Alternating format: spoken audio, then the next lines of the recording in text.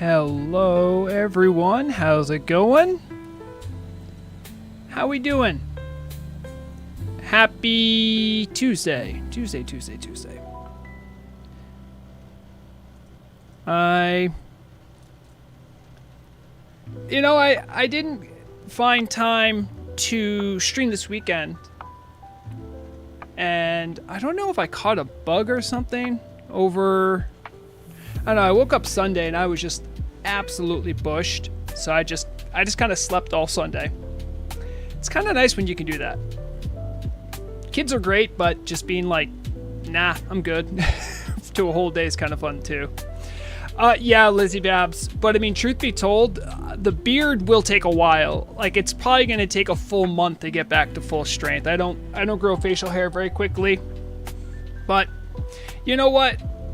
Taking the beard off and raising money for an LGBT charity, more than worth it.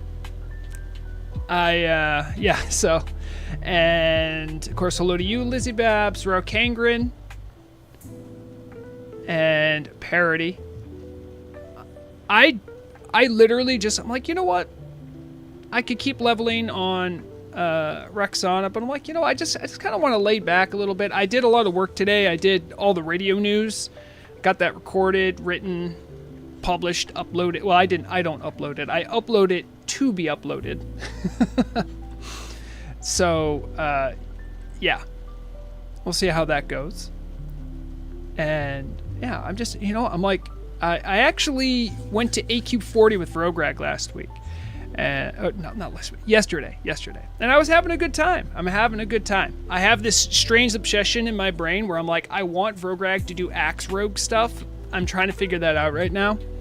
And I got the, you guys probably can't see that very well because we're the Blessed Karaji War Axe, which is probably the strongest axe I can get on my hands on without going to Nax. It has int, which isn't the best for a rogue, but oh well.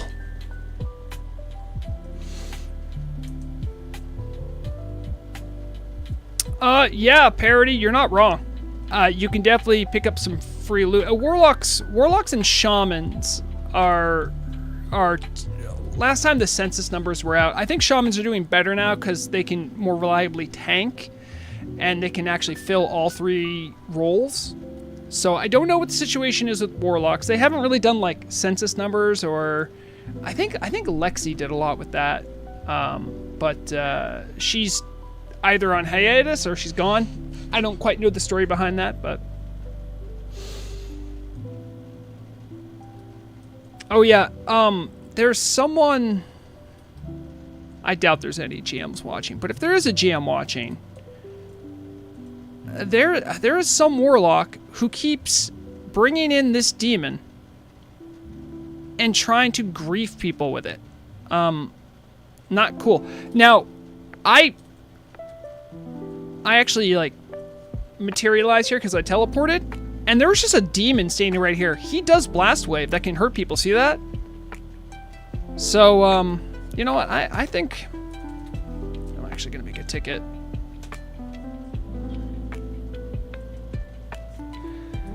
There is a warlock dominating a strong satyr into Everlook and grieving players. I don't know if it's against the rules, but it's not cool. I can't tell who's controlling it. I don't know what the range is on that kind of stuff, but I'm just gonna send this.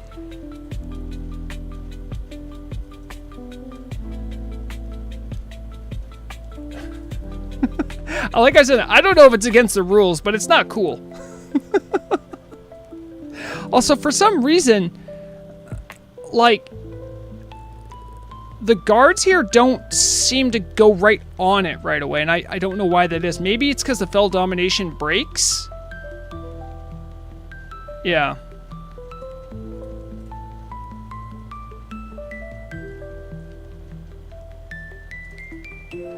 Oh, okay, so Lizzie Babs, you know about it. If I'm being perfectly honest, that kind of stuff isn't cool. Like, you can have a hardcore player there, you know. Generally, towns are considered like, you know, like sanctuaries, places where you can relax, take your eyes off the screen for a second, and not be paranoid the whole time. If that's aimed at getting hardcore players, that is so... Ugh. Hello, Ilian. And Rao Kangren seems to have the 411 on it. As well as Lizzie Babs, who seem to know exactly who it is and what they're doing. Yeah. Well, it's what did I report? I reported that also, by the way, hello, Larazia. What I reported is there is some warlock, evidently someone named Sheeny. I didn't see that myself, but they've been using Fel Domination, I think it's called. It's the mind control for demons that warlocks have, and then pulling in this very strong elite demon, and then like positioning it in a place, and then releasing it, and it does like I got like a curse on me, and it does like a blast wave. It's kind of dangerous. I don't know if they're just trying to be annoying, or if they're genuinely trying to threaten people. Either way, it's not cool. It's not cool. So that's what I reported. You know, if it's, you know, not something that gets reported, then, or if it's not against the rules, okay. It doesn't hurt to say something. Especially when I see something that's that out of the ordinary. Exactly, Heavenly. Like that's the kind of situation that I would be worried about most. Where it's like you're playing hardcore, you're relaxing, like, you know, I'm just gonna leave them here in the inn for a couple seconds. Next thing you know, you come back to a dead tune. Like, whoa, what?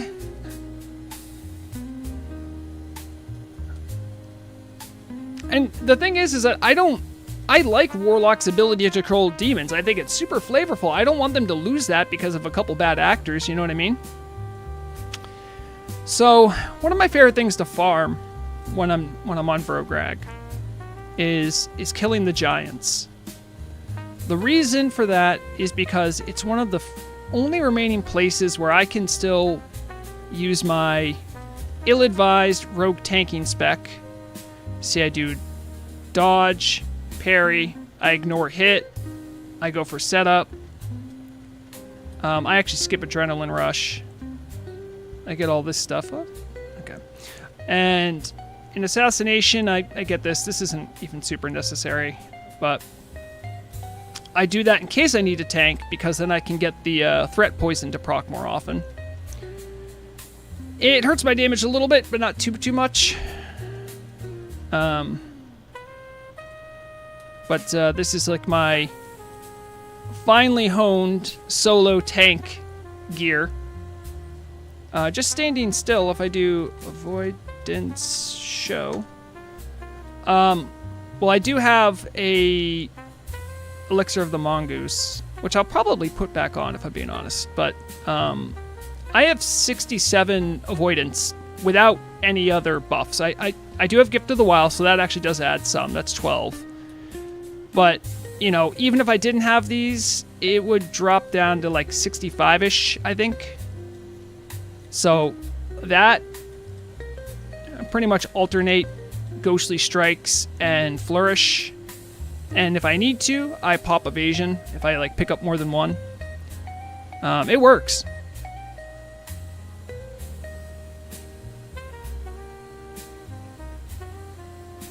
Alright. What else? I should probably put on some amount of poison. I have Maladath on because it has parry. And I have Thunder Fury because it also has agility. And it's a very good weapon. As it turns out. You guys will never believe this. Thunder Fury is a good weapon. I invested so much in it, I want to get my money's worth. Trying to think. I think I technically have something that does a little bit more. I want this because I want to make sure I get the 4-set bonus, I believe. No, it's only a 2-set bonus. But I get extra energy, so it doesn't hurt. I have some pieces of, this is like Death Dealer. If you don't know, some pieces of Rogue tier gear, like some of the tier 3 doesn't have agility. It just has tons of attack power. So, oh my goodness. What's going on? Thunder Fury, blessed blade of the Fish Slayer.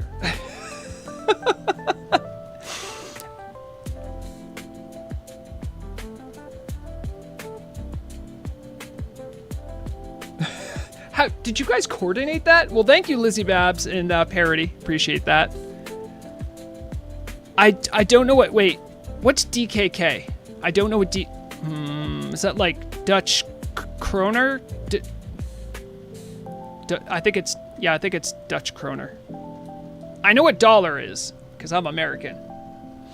Danish crown. See? Yeah, because kroner I think means crown. Anyway, look at this guy avoiding it. I'll take this head on.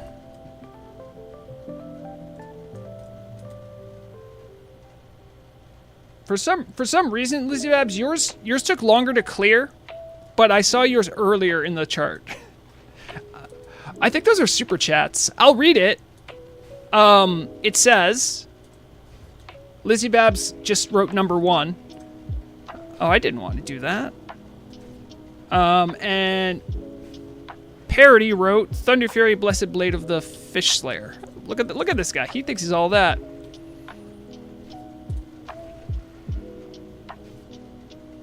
I still got Flourish up, so he might hit me. Sometimes, like, for no reason. By the way, that ability, I swear, it hits way more often than it should. You can see when I have Ghostly Strikes up, I get up to 82% avoidance. So, like, it's nice. Do I have Surprise Attack on this? I must have Surprise Attack, right? I do. Well, let me... Oops. Hello.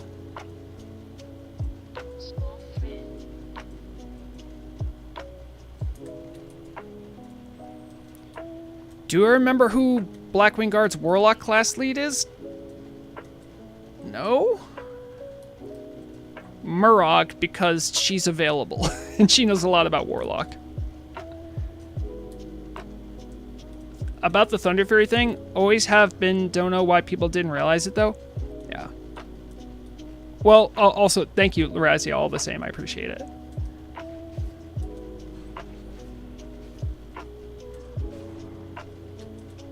So see, look, when I put up Flourish, my avoidance goes up to 100%. So this guy isn't going to be hitting me for 15 seconds. He might. I think sometimes their little stomp sort of ignores stuff. I don't know how that works, but...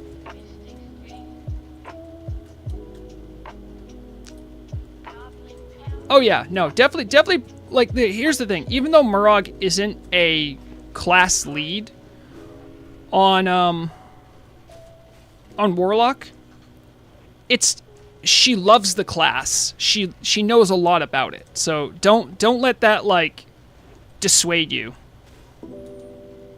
See, now he's hitting me. I'm at 65% avoidance. That kind of... Oh, that's the other thing. I need to have Riposte up. Ah, okay. I keep forgetting. Is it here? No, it's in combat. Riposte. That's the one I really want. I don't really want Surprise Attack. I want to... Now, technically, they don't have weapons, so we don't disarm them, but it's actually decent damage, and it's very little energy, so it's good to use. Crucian IB. I use PFUI.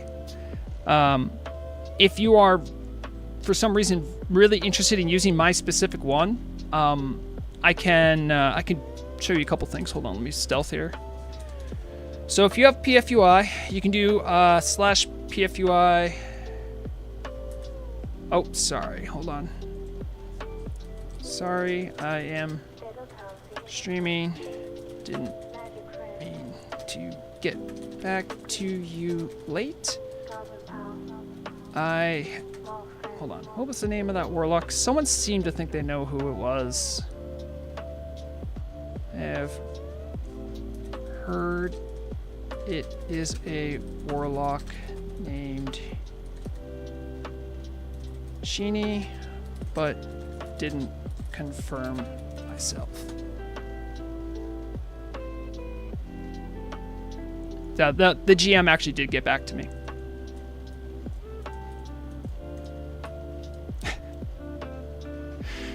Sorry.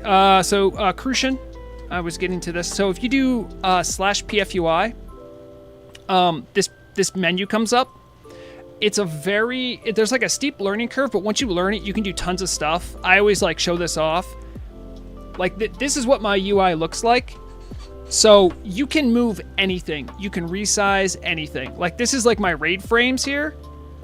I can change how big that is. I can change the size of almost anything here just by like mouse wheel. And then you can make it look how you want. It takes a little getting used to because you have to, some of the things you have to like search for to find out how it works, if that makes sense. But yeah, I love PFUI and I love its creator, Shagu. Shouts out.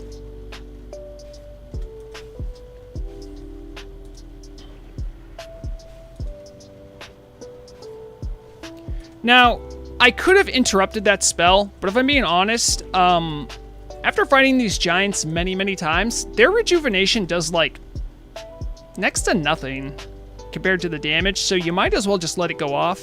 They spend time casting it, so it's kind of like whatever.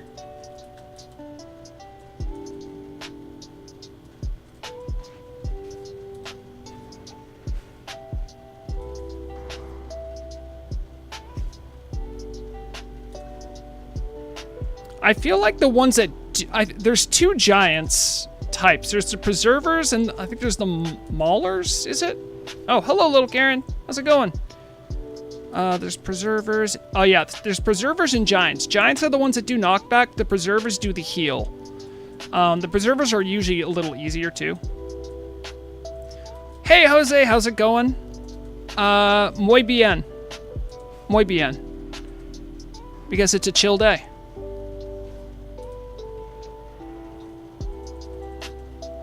Oh, that one went down a little easier because I have Insano Warlock near me. Look, Karen. Also, if you don't know, on Turtle WoW, the eco drops are not shared. So if you're eco farming, doing it in a group, it's still decent, but it's not that great. Little Karen, if you want to join me for killing stuff, I'm happy to split the proceeds, but we'll burn through this stuff anyway because if I can solo them, all you do is make it that much easier. But if you want, you can just whisper and let me know. Now, this is a giant, so I'm going to actually pop Flourish here to maybe avoid a little bit more of the damage. And as you know, just have a pocket Warlock waiting in the wings. Easy stuff. Okay, gotta wait for my energy to come back.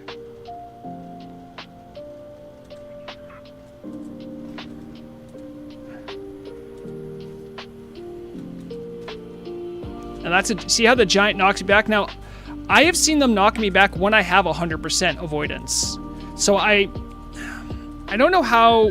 So, the best way to put it is that there are some things that seem like physical abilities, but are actually spells. Think of it like Thunderclap. If you play a warrior and you have Thunderclap, it actually like will roll on spell hit, I believe. And so as a rogue, my avoidance doesn't mean crap to these guys. So they can knock me back like anyone else, but they just can't land a hit. So, you know, with that, just in general, be careful if you're ever doing this yourself. Become one with the land. Oh, time to too late. Feel the earth. Flow with the wind. Uh-oh. Oh, Karen, no! The spirit of the bear. Protect.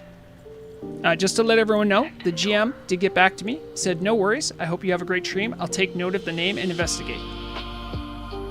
All right.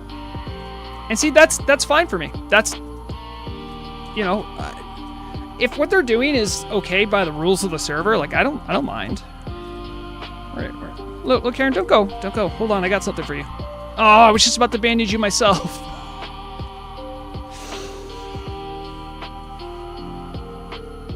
A lot of unavoidable mob stuns too, which makes your avoidance not work for however long you're stunned.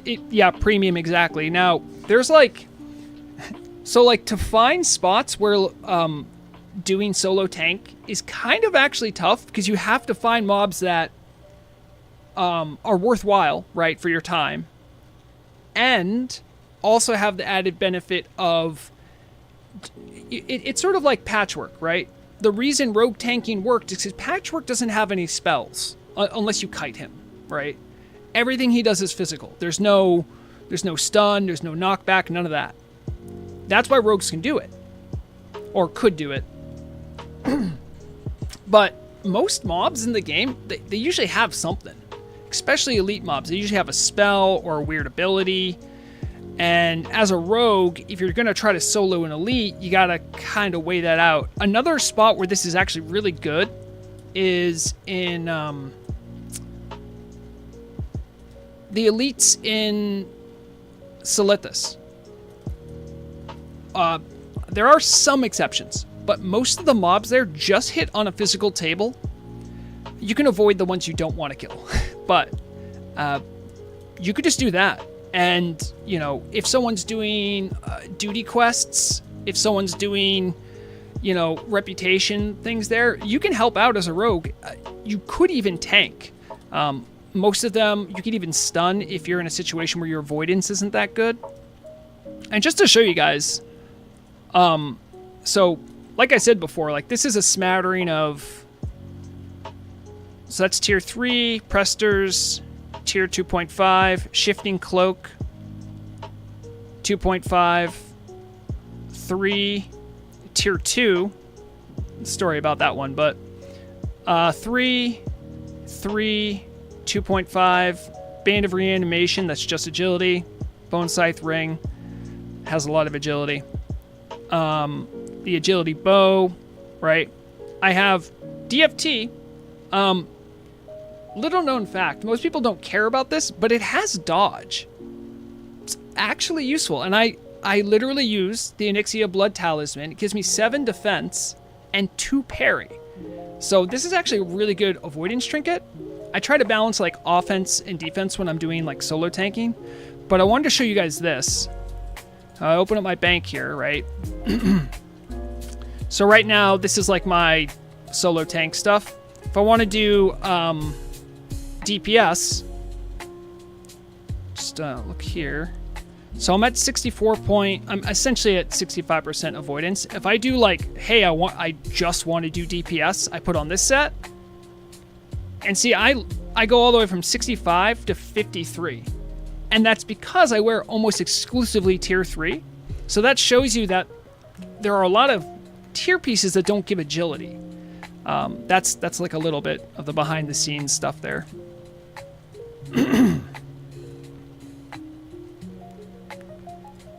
2 parry is good, but not as good as 2 parity. I've never thought of it that way.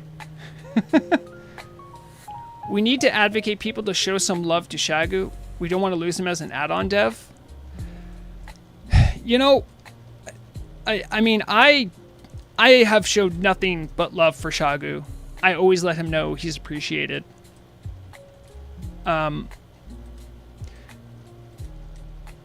I can tell you guys all a really easy way right now, hold on, to show your appreciation. Let me bring this up.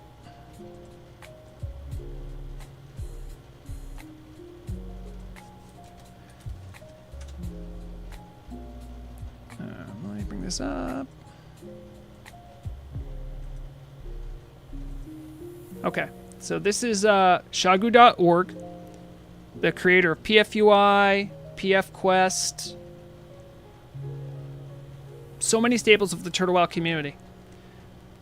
If you want to show your love for Shagu, don't donate to my dumbass. Right here. There's a donate button. Go tell him you appreciate him and thank him for the work that he's done for Turtle WoW. That is a surefire way. And listen, it might be a little cynical of me to say that, you know, and if you don't have money, like, just send him a message on Discord. I'm not even joking. He's a really nice guy. If you just say thank you, it means a lot. Like, when I get messages like that, it means a lot.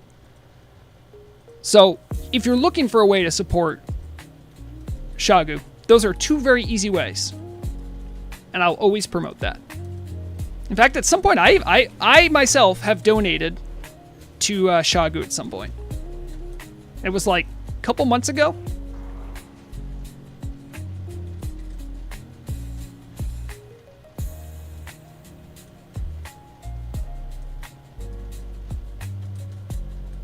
I mean, yeah, and you know, I don't know what the full story is behind that, Lorazia. I don't know, but I can say that there are many times when I get annoyed by the community. It's normal. And it's difficult because you're doing something that you love. And Shagu's been around for longer than I have in the community. And he's seen the full glow up, the full blow up of Turtle WoW, right? Much like I have. And it's tough, you know? Because I don't want to unnecessarily say this because I don't know if it's necessarily true, but my assumption is that there's newer people in the community that will make the leap in logic to assuming that he's part of the Turtle team. Much like me, right? I'm not part of the Turtle team. I help on the radio staff. So I think I have like radio staff, but I'm not a member of the team. Right? I can see people making that mistake all the time. I could see them making that for Shagu. And the second someone thinks you're part of the Turtle team, and Turtle team members will confirm this if you don't believe me, it sucks because you'll have community members treat you like crap. They'll say really out-of-pocket things. They will make all of your efforts seem fruitless. They will, you know, some of the things that people say can be really hurtful. And not everyone is built with the emotional fortitude to deal with that. It's difficult for me. And I'm just like a micro internet niche celebrity, right? I just exist on Turtle WoW. I cannot imagine how, like, real content creators deal with it. Let alone someone like Shagu, who more or less just does this because he likes doing it. I can't imagine another reality why he would do all the stuff he does, because if you know anything about coding, pretty much Shagu built PFUI from like the ground up, like everything. So he has a lot of passion built into all the work he's done. And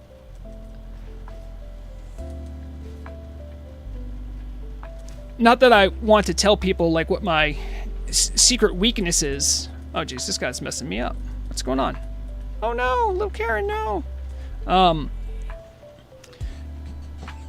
You can insult my face. You could say I'm dumb. I wouldn't even disagree with you. Usually when you attack the thing that someone works on, that's when generally it hurts the most. You know, if I work on a really long project and someone says, you know what, it kind of sucked though.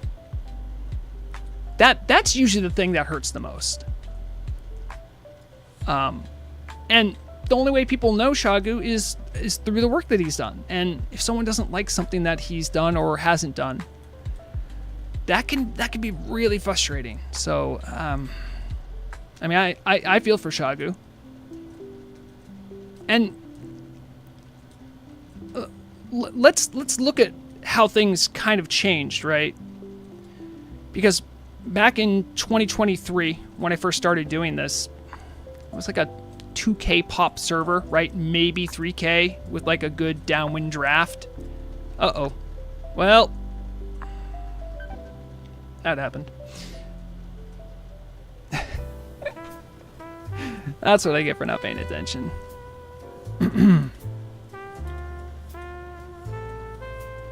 But, yeah, it's tough.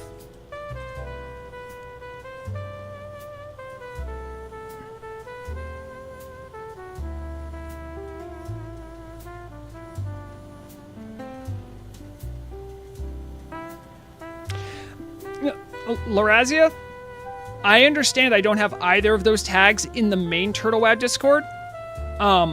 If you have access to the team Discord, which I do, they put the team tag on me. Guess what? I've never been onboarded. I've never signed any NDAs. I've never done any of that official stuff. I'm literally just sitting in the wings. I make a couple snide comments, and I try to advocate for the community when I can and make suggestions when I feel they're necessary. The most work I do for the team is essentially as an unofficial ombudsman for the team. If you know what that is, you come from a healthy democracy. If you don't, you come from an unhealthy democracy. Or not one at all. That's not even true. You could be, I should more accurately say, many people might know that term from like market and consumer protection. In the US, it's known mostly in journalism circles. It's essentially internal auditor and like ethics checkers. And that's probably what I would say is like my most impactful thing that I regularly do for the team, is that when they are considering stuff, and if I feel like something might be over the line or might be upsetting or unfair or what have you, I try to be a voice of like, hey, you know, the community is probably going to react in this way, you know. And a lot of that comes from like a level of mutual respect. The team knows that I respect them, and like they respect me, so we can have those conversations, you know. And I mean, as far as my enmeshment with the team, I mean, I'm always willing to disclose the fact that I do regular radio news for the team, and I get a stipend for that. But it doesn't give me like dev access. I can't just pop into the PTR and check out stuff. That being said, I can find out stuff if I want to, but I like waiting till Christmas to get my gifts unwrapped. Used to be my lockpicking room, but then he got a job. Pretty much, Lizzie Bab. That is exactly how it happened. I used to be everybody's lockpick, and then I got a Thunder Fury, and then I got this huge ego. There's too damned many Turtle WoW Discords. Lorazia, you don't even know half of it. Just give it another 6 months. They start multiplying. There's like, if I just ignore guild Discords, right? There's probably at least 20 Discords I'm in that aren't even guild Discords that are Turtle WoW related. Also, Turtle WoW, do you want to talk about this? This doesn't look like it hit the ground.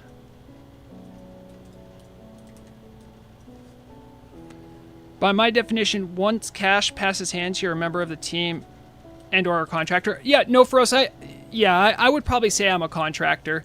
The difference here is that the most important thing for me personally is that I maintain editorial control over the works that I do. If I'm doing something for the Turtle team, I still have to like say like, hey, like for instance, there was a couple weeks ago, there was something I was gonna say as part of the Turtle WoW news. And I'm like, is that cool? And they're like, yeah, sure. But if I was for my own programming, my own stuff, hey, Vrograg, should I do this? Yeah, you should do that. Like that's my editorial review. So.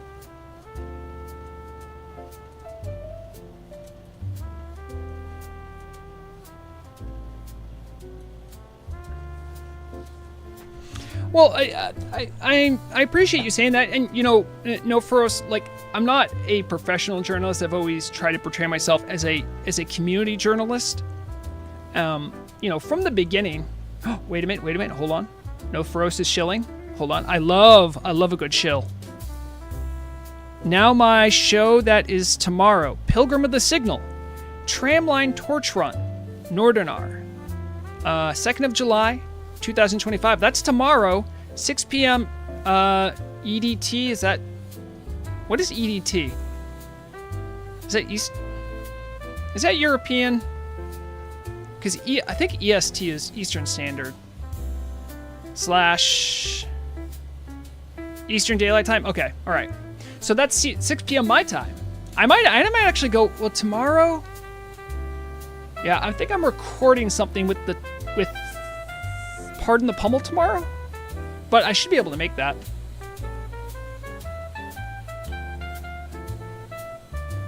Hold on. Just getting back down to the bottom of chat here. Ooh, hello. Have you ever tried playing Hardcore Challenge on Turtle WoW? Brian, thank you. Let me answer that question for you right now. You tell me, friend. You tell me. I got the Immortal title. In fact, I also have... also, thank you, Brozu, for the YouTube subscription. I think I still have it in here. Yep. The Tabard of the Immortal Guardian. And I did it so long ago, I have... Wow, we're flexing, right? I'm going to flex a little bit, right? In the early days of hardcore, this was the mount you would get. A very special mount. So yes, I have done it. It's funny you mention it though, because recently I have been talking to people in hard chores.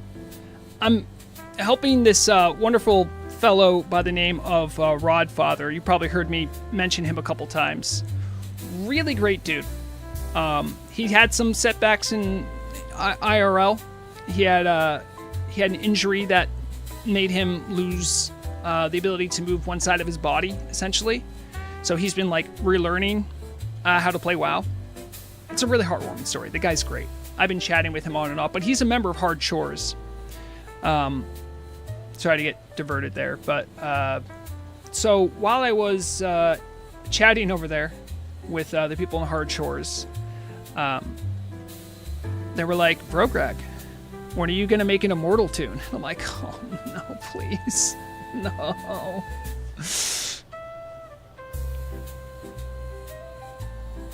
Hard Chores had another... No. Well, they might have, but I don't know. I haven't heard. I haven't caught wind. Brian, join us. No. No.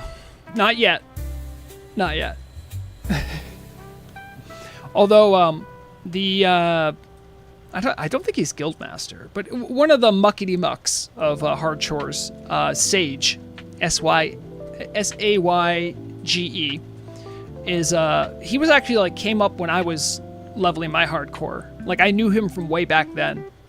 He was a corner of the hardcore community back then. Hard Chores is, changed over time, especially as the game itself did, because back when I was doing it, it was pretty much you were locked to 59 if you wanted to remain mortal. So, that was the extent of what they could do. And then Inferno mode came out and stuff changed. PolyWow, hi Polly, asks, where are they in Raid Prog? I believe, the last I checked, they're usually pretty good about pinging me if they get new progress. The last I checked was they finished Oro, so all they have left is Cthulhu. They've done all the other bosses, and they're actually also doing the easier parts of Nax. So they're slowly getting there. I mean, they will occasionally have setbacks.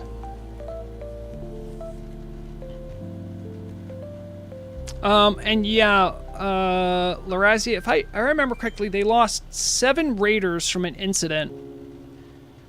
And I actually know how that incident happened too. I wonder if I can show it. Hold on, time for one of Vrograg's many visual aids. Let's get to where I'm not going to pull anything. Map of AQ40.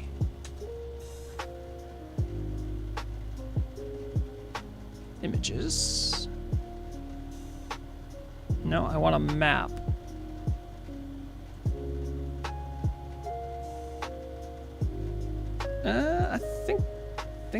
this will do. No. Open image in new window.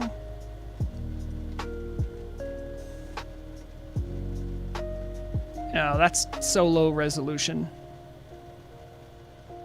Ugh.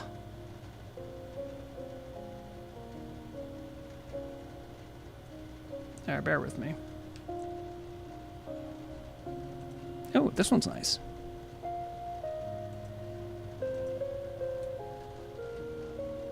Ah, okay, great. Okay, now I can show this off. So, I'll make this a little bigger. All right, so what we're looking at right here is roughly the map of AQ40. It shows coffer keys, right? So,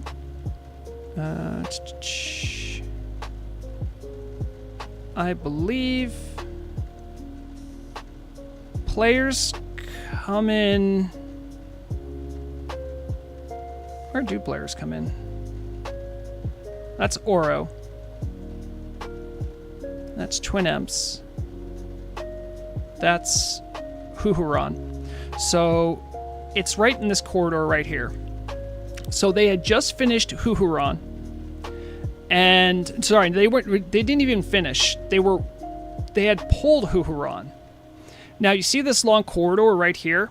There are, I don't know, like 5 Nubisath Guardians that patrol this area. If you've done the raid, you probably know this. However, there's a particular quirk with what are known as Guardian Pets. Guardian Pets are pretty much little pets you summon with trinkets.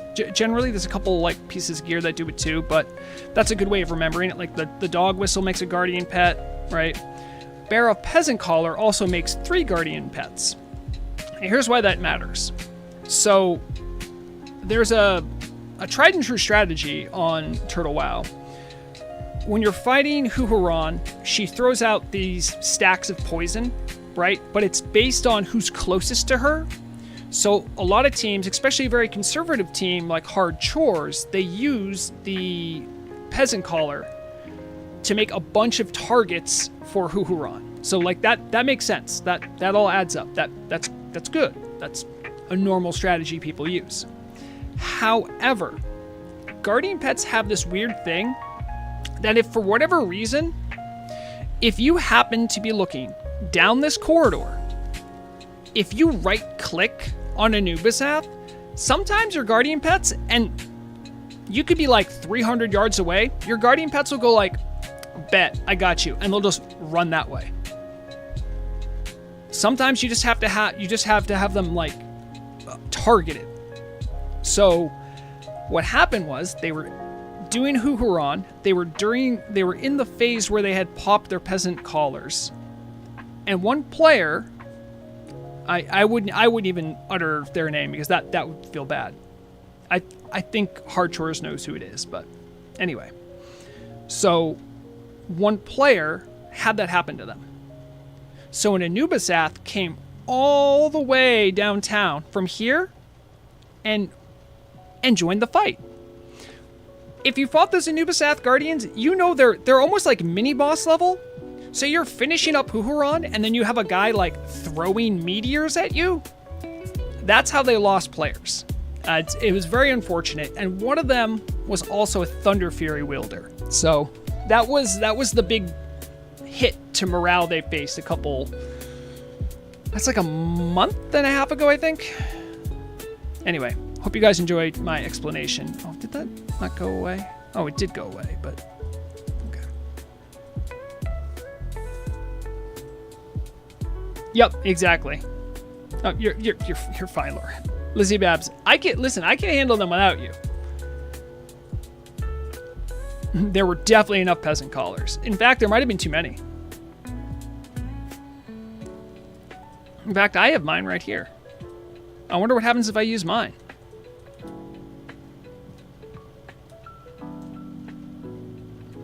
Yep, and they can do that too. They can teleport you to them. I think that didn't happen because they used that teleport thing on the little guys, and then their instant teleport thing ran out. Hold on, let's see if I can get it to happen. So let's say I have him selected. No.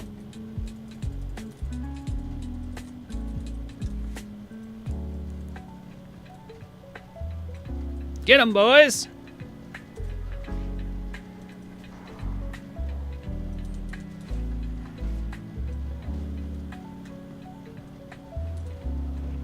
I've got a full 5 point. I'm gonna pop my flourish. I had another giant join the battle. I'm actually gonna pop my evasion here just to be safe. I'm at 132% avoidance. Love to see that. And now the other one. 140% avoidance. He could still knock me back if he wants to, though.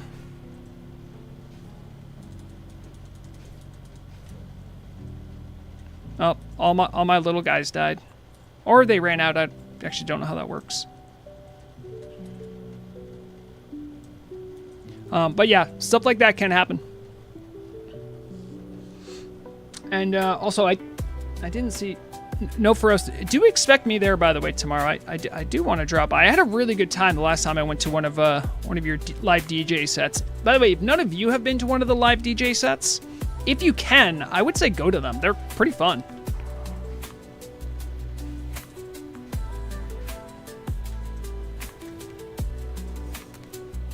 Now, see, he doesn't have a weapon, but he has a disarm thing on him. So... I think the old way of disarm, what it would mean is they have, they would do less attack power. I don't know if that's still the case anymore. Which, if I'm being fair, makes sense. Because, like, if you don't have a weapon, I disarm you, it shouldn't make a difference. I shouldn't be able to disarm like a bear. Because I live in America where you have the right to bear arms, but... And that joke is a dad joke. And I'm not even a dad. Have you ever considered trying to do a ninja run of Tel'abim hardcore? I personally have not considered it, but I know there are people that have already done it. Almost mandatory to make a rogue if you're doing it solo, because you need to hide.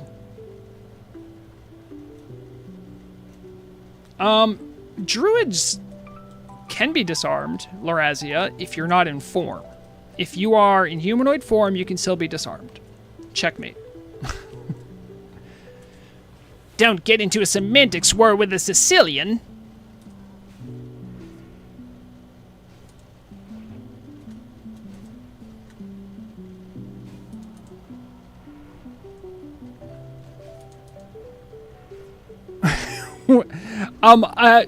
Brian, I leave it pretty vague, but oh, that's not good.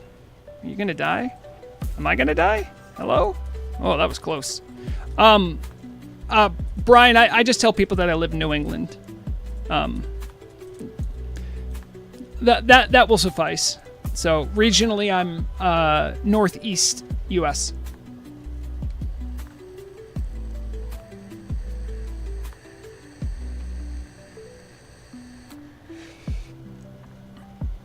Yeah, I still don't... I think I could wrap my head around it, but I still don't fully understand how the whole contested zone and not contested zone thing works. I'm pretty sure the people that have done it... Hello, who's this? Ice Cold Coke. That's a nice name.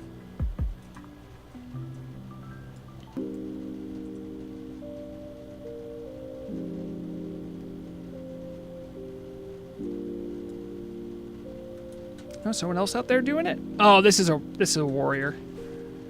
Boo. Don't get me wrong. I like my brown names, but if you play Rogue long enough, you know the rivalry is always there. Because warriors are just scale better. Rogues have been doing more to catch up since class changes too. That's for certain, but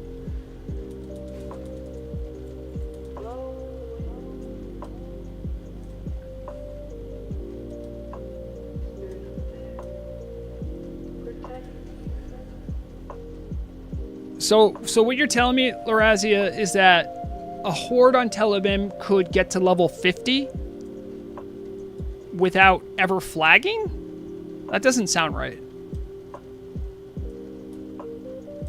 Maybe you are right, but... yeah, and you know, Brian, honestly, if I wasn't married, I'd probably be a lot more cavalier about it. I have a wife who can be very anxious, and I don't want to give her reason to be anxious. Just showing my face was nerve-wracking enough for her. Little did she know I would abuse that by showing many different faces. Hold on, do I have? Yep. Oh, nope, that's not right. Well, actually, there's some cats. Enjoy some cats. I have that labeled as Vrograg, so I thought it was Vrograg and Drag. Hold on. Where's that picture? There. Yes. Vrograg. And I think I have Orc Greg around here somewhere too. Oh, you know, I probably changed that.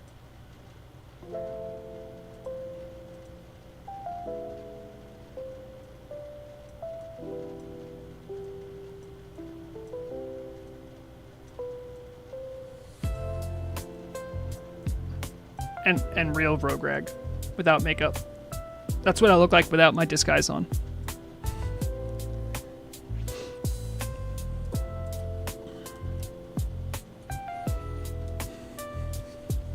Yeah, I mean, if I'm being perfectly honest, Lorazia, dungeons as a hardcore is not the... It's a good way to die. Unless you have, like, a group of people you really trust and have very stable internet connections. I don't know.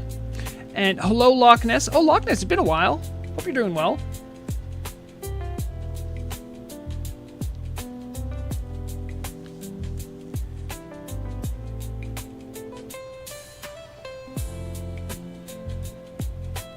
Been slow on the news lately. I mean, I'm still doing weekly radio news updates, so generally you can catch all the news and information there. I'm gonna be honest, the news has been slow, so when I want to do a video news, I want there to be some substance. I will say that the recent report about what do you call it, the Unreal Azeroth Turtle 2.0 client, that was pretty cool to see. I feel like I had a hand to play in that, but it was like months ago. And that reminds me, I need to get back to Cenarius about some notes he sent me. Dang. Rao Kangren, quick, I need you. There's a bot in Twitch chat.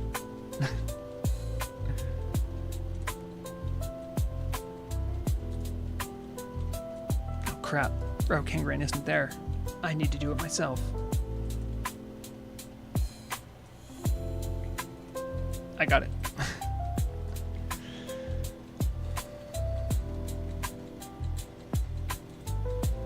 Well, I mean, Paulie, I think... If I'm being honest, the amount of times that I think an unfortunate DC has to do with the game servers and how many times I think it has to do with my personal ISP, I'm going to tell you, because here's what happens. If the server crashes for Turtle WoW, you get a generous rollback. That helps.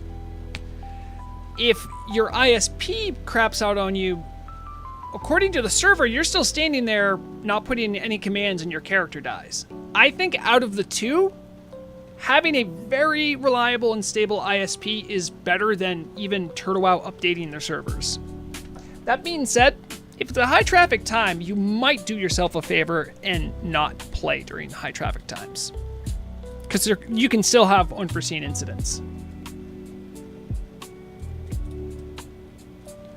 So Crust asks, Crustman, question about 2.0, is it a full recreation / port to Unreal 5 correct? It's not just graphical update onto 1.12.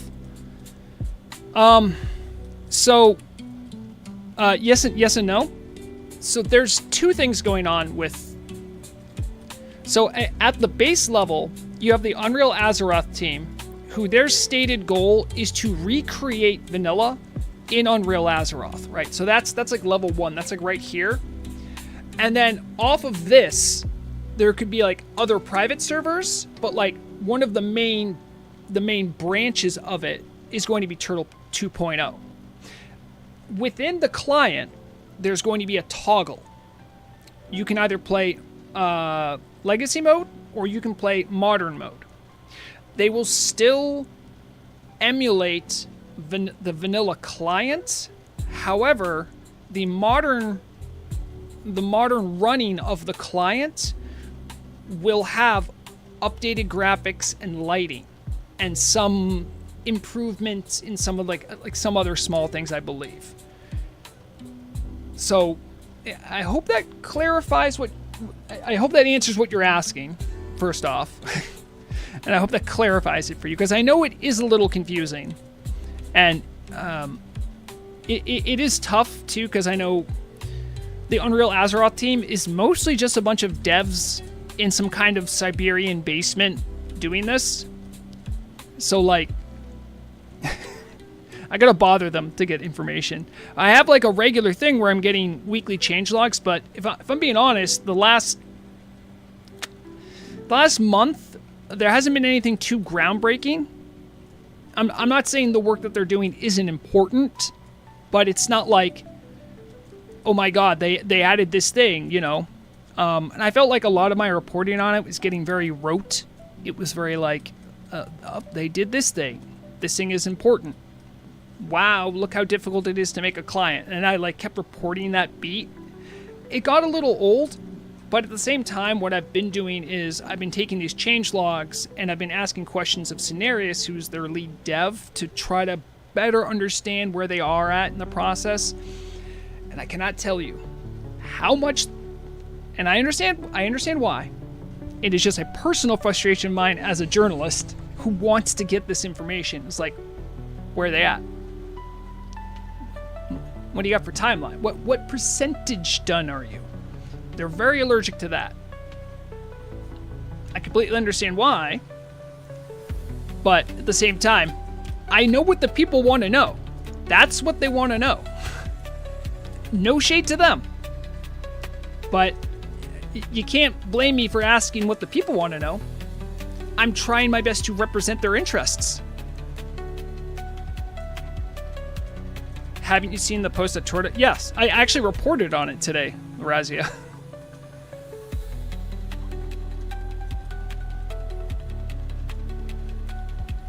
I mean, it was pretty in-depth. I had to, like, really condense down what it said, because there's a lot of stuff in there. But you have to remember, too, that even if they put the little green icon next to a thing, that doesn't mean that means they're done working on it. What level of testing have they done? Where are they with that? You know, is there an internal alpha? Those are the kind of questions. I'm much more concerned about where the rubber meets the road. The progress is still good. I'm very happy they've been pretty open about what work they've been doing, because that's a good thing to know as far as, hey, like, is this project still alive and well, and, you know, what's been going on with it? Those are fair questions, you know.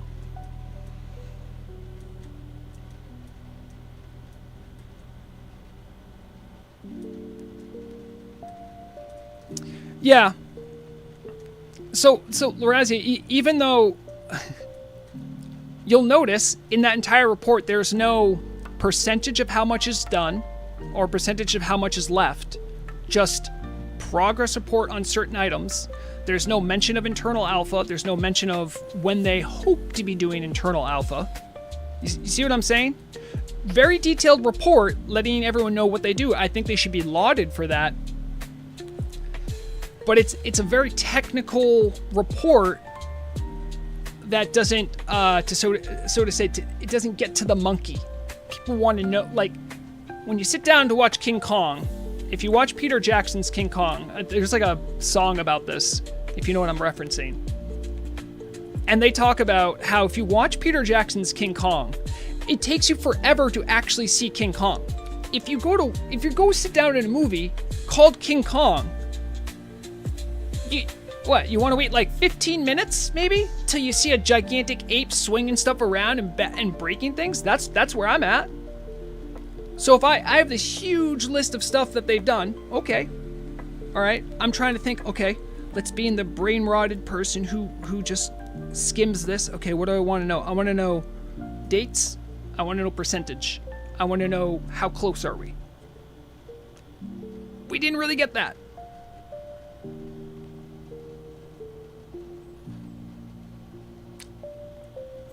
Lorazia, that's great. Guess who isn't a lead dev? Bowser. He might be a lead dev on Turtle WoW. As far as I'm aware, he is not a lead developer for Unreal Azeroth. He can say what he wants. Well, who has that information? Cenarius and the Unreal Azeroth team. I'm not saying he's lying. I actually believe that is their intention. I need to see some proof. I need to hear about internal testing, you know? Like, I understand they're testing these things internally, but is there like a full alpha client people are playing around with? I don't know.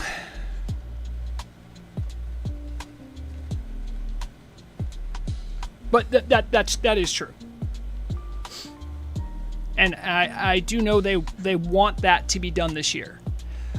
I will say, based on what I know roughly about the work that's been done, what Cenarius and his team have left is mostly like the most. It's like they've done a lot of the work that could be considered easy, I guess, in that field, but some of the things they're having issues with are things that I don't think were prepared to have issues with. And so there's a bit of a scramble to like get that rectified. But again, even then, I don't know what that's going to look like. I don't know how that's going to change timeframes. Also, Dan Nation says, who plays rogues anymore? How dare you, sir? How dare you? You know I love rogues. I love rogues, warts and all. Dan, you haven't seen me just completely solo these giant elites and not take a single hit without popping evasion. It's possible, friend. Look at this. I have no buffs. I'm at 65% avoidance. What do you think happens when I pop Flourish and Ghostly Strikes? They can't hit me. Except for that one stomp they do.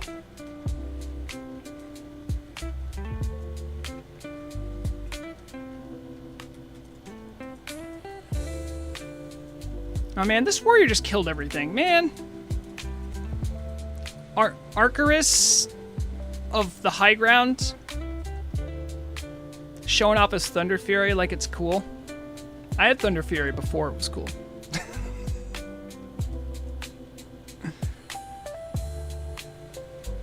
Huh, did he?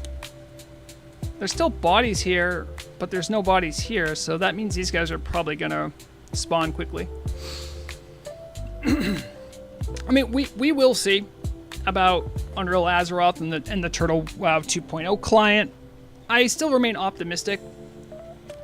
If I'm doing my journalistic naysaying, there's still something that I haven't seen anyone internally or externally really address. And this might kind of blow some of your minds when you actually think about it. Think about your client right now. Your Turtle WoW, this janky 1.12 client we've been using, right? How many DLLs do you have? How many custom patches do you have? I know Murag uses a custom patch to help with her arachnophobia, so a Black Widow mount doesn't jump out of nowhere and like make her have a heart attack. I use a custom patch to make all of Nomergan magenta, so I can do chroma key when I'm recording stuff. Now think about the DLLs. I think we can all agree NAM power is like universally an okay thing. The team doesn't seem to hate it. People that have a little bit of ping seem to need it. A custom client that isn't like open source? Do we have any guarantee that we're going to be able to do that stuff? Because I don't think we will. And I've been trying to alert everyone in the team. I'm like, hey, Super WoW is a different thing. I understand. Vanilla fixes, NAM power, custom patches. These are things the community really likes.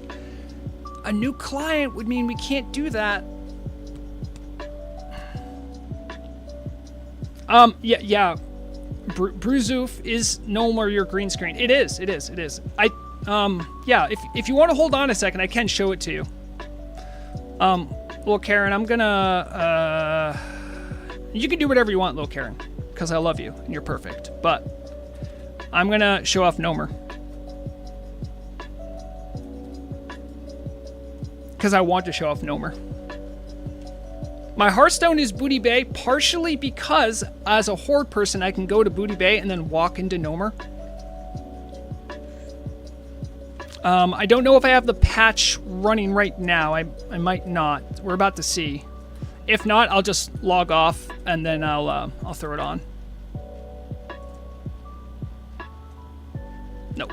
All right. Give me a second here.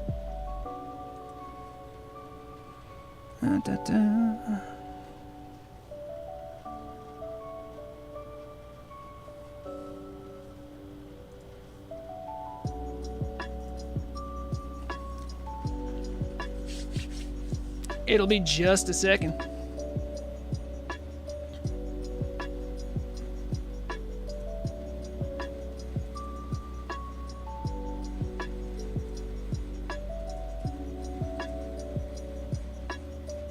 Okay.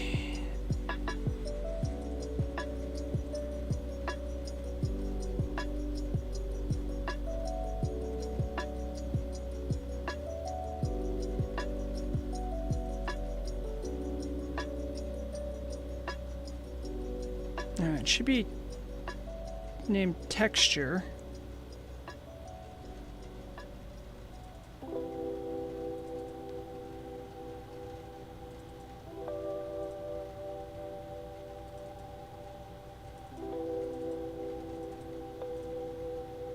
It's been a minute since I've done this.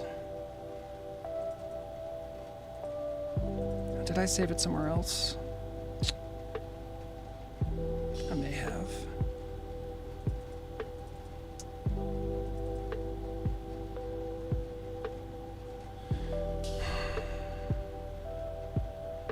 The heck is patch C? No, that's not right. It should just be named texture. Okay, give me a second here. I will find it. Now I'm on a quest.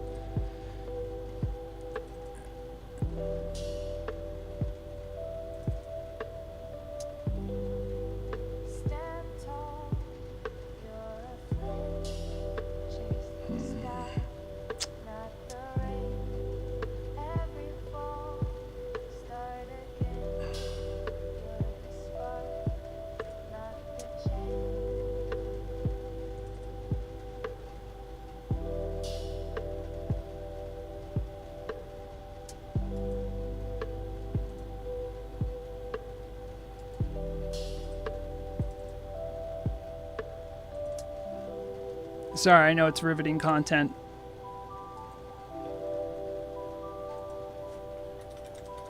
Oh, I know what happens. Whenever I make up a backup folder and then I run my client thing, it likes to delete this folder.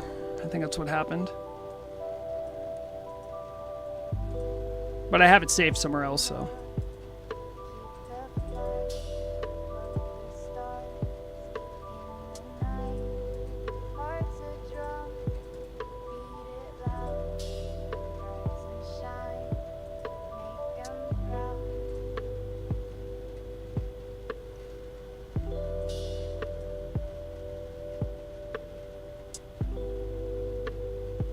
Okay, I changed that one on the... I think that is the right one.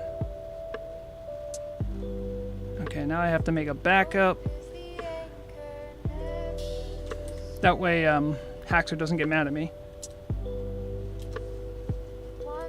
Basic. No, I'll do X texture. I would show you guys all this stuff, but otherwise it's gonna. I would be at risk of messing stuff up.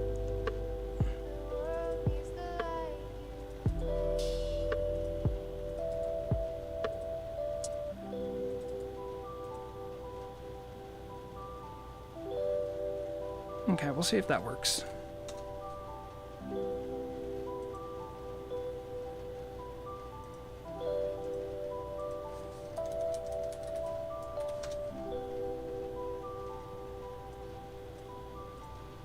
Alright, let's see if I can bring back up OBS.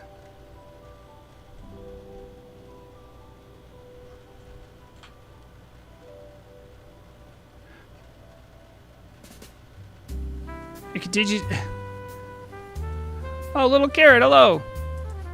This wasn't the right one. I have to close out. Dang it.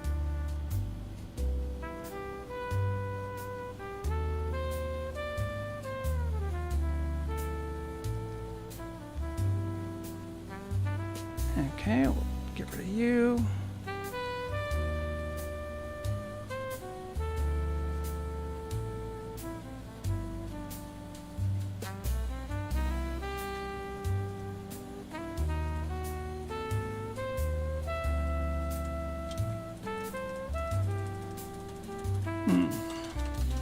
Now I'm trying to remember where I saved it.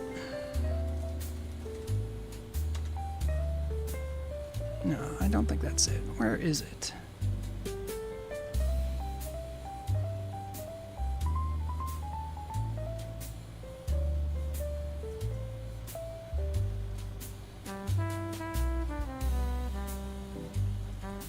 Man, if it deleted it on me, I'm gonna be so sad. I have no idea. Patch H is the one I use to make all the... Nope, that's different. Okay.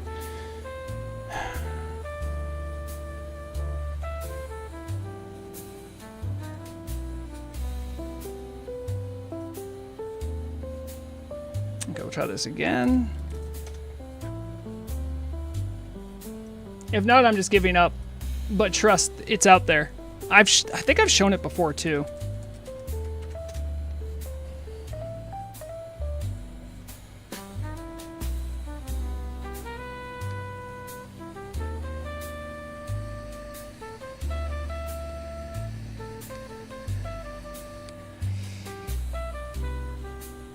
I don't want to have to make it again. Ah, yep, we got it. We have contact.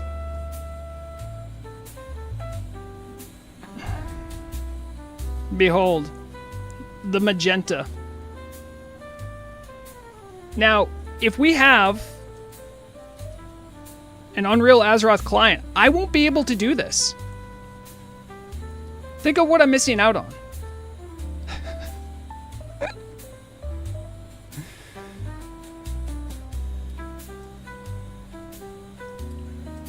Yeah, Lorazia, because you know what? People and their desire for the... Oh, do you actually... Hold on. Invite little Karen. Here, you can come with me. So, as you probably know, Vrograg is green, right? So I can't exactly use a green screen, so I'll show you what I use for Machinima. You gotta get right over this rock right here. It takes a couple jumps sometimes.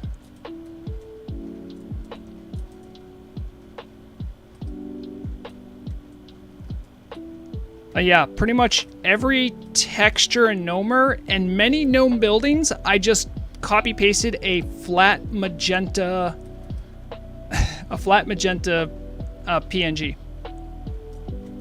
like with a very exact color profile. Come on, get up, get up. All right, and then I need to do. Oh man, there it is. All right, then I go. Listen, trust me, it's going to be worth the walk, okay?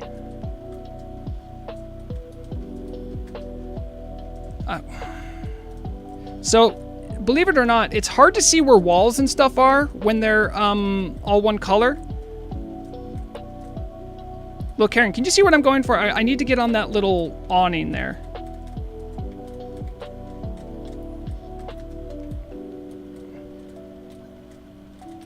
The rock part is actually the hardest jump. The other jump I keep messing up because I'm like doing this in front of a bunch of people.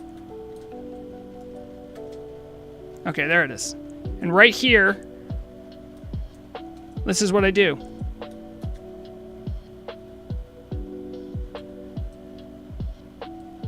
Voila. Vrograg's green screen. Technically it's magenta, right? But as I said, Vrograg is green, so I have to use a different color. This is how I do it. Unreal Azeroth will make it so I can't do this anymore. Something to think about. Exactly, Bruce. Sorry. Bruise oof. Sorry. But yeah, that's exactly why I do this, because there's these spotlights right here.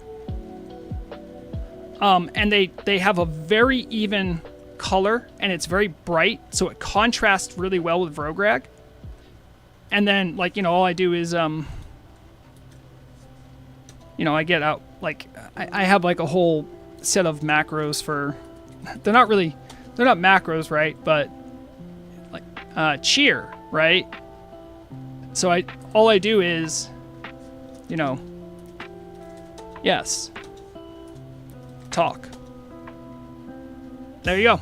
That's how the sausage is made. Is it elegant? No. I don't know how I'm gonna... I might have to do it the way I used to do my news machinima. I might actually have to go somewhere in the world and hope people don't disrupt me. You know, Bruce, you would think that too. But I'm pretty dumb.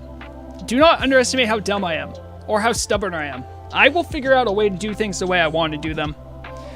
There are ways I could do it using other tools. But for some reason, this just kind of naturally evolved. Because I actually used to do the news, like, in real places. Well, not like they're not real places, but, like, with people walking by and stuff. And at a certain point when I started getting notoriety, people started, like, trying to find where I was, and it became like a game, and then they tried to disrupt my news. And I really appreciated it, but, like, when I'm in a time crunch and I'm trying to get something done, I don't need people being like, you know, hey, how's it going? How many disguises does little Karen have? That's the real question. Regain my honor.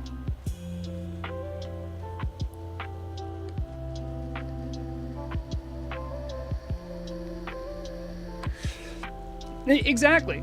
But, you know, part of me always feels like I want to do it on the live server. I don't know why. Like, here's the thing. I guarantee you guys, if I pestered the team enough, they would let me do stuff on the PTR. I guarantee you they would. But here's the thing. I don't want to be disruptive to them, right? And I feel like for other community creators, I want to be able to show them, like, you don't need special access to do this stuff. You don't need special tools, right? I did all of this. You can do it too. That's always been part of my message. So I don't want to get, like, too far estranged from, like, my roots of how I started doing this. So I don't know. Maybe that's a little rose-colored on how I do things, but I still stand by that. You know, I think it's a wise way of doing things. But yeah, this it affects everything. Thank you, Lars, for the YouTube subscription. But yeah, you can see it covers a lot of stuff. Not the yellow gears, right? But a lot of it. All of the promenades here. This just turned out to be, like, the best even lighting I could get. This is okay, but it's not that good.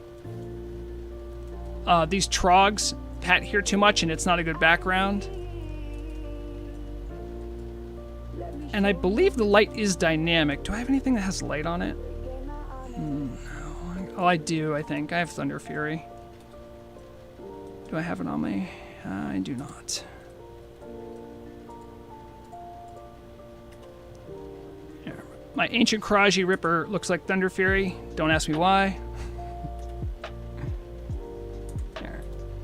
So Thunder Fury shed some light. You see how, like, there should be some dynamic lighting here, but it doesn't change the background much. I can't just like put down a campfire to make the lighting even. So, you know, and the effects that do it don't do it broadly enough. So, yeah, I think it's always cool to like show off like, hey, yeah, anyone could do this. Look, Karen, you know the team watches my stuff. They're going to see this. They're going to try to figure out what you've been up to. You're way too small. Yeah, see, look. Do you see how little it changed the color around it? I mean, this is supposed to be a light source. I mean, a magician never reveals their secrets, and I don't think little Karen should have to.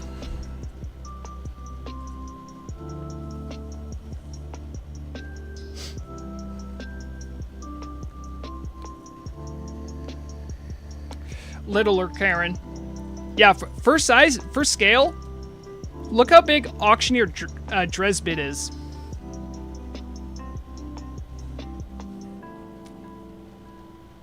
Hold on, I'll get mine out too.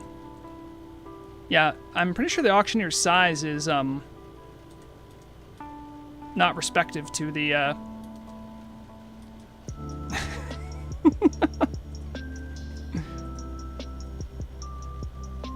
Oh geez, you just threw a mailbox at me. Oh yeah, sometimes Turtle RP add-on, like when I mouse over people, like icons will pop up. You can't see it, it's behind my face cam, but yeah. The small ogre was insanely small for some reason. Yeah, some ogres are small. You know, Draenor was a big place. You don't know how small they could be.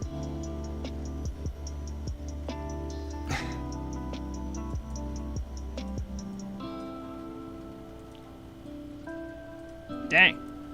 Yeah, see, that's what a normal gnome size should be.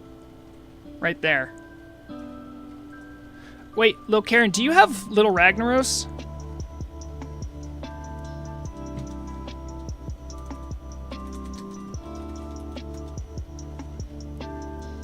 I wonder if it's still... I think it's still broken. I have it on my Shaman. Little Ragnaros is like twice as big as a male Tauren right now. Little Ragnaros. There's some fun size things that happen. Anyway, so that is my magenta patch for Gnomergan. That is actually what I use to do recordings.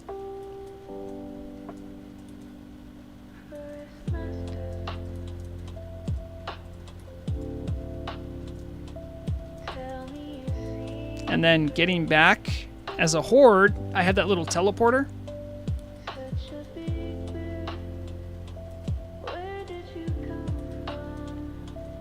Show off the ogre. I don't know what you're talking about. Also, I don't want to get Lizzie. I don't want to get Lizzie Babs in trouble. Wasn't it enough that they removed the size balm? By the way, if anyone watched like my world's first stream where little Karen like looked gigantic, some of that only GMs can see, and since I was on my media GM account, that's why she looked so massive. In game, if you were like a player, her size would be capped and she looked different. Horde can't use, oh sorry, Alliance can't use this, right? I'm pretty sure they can.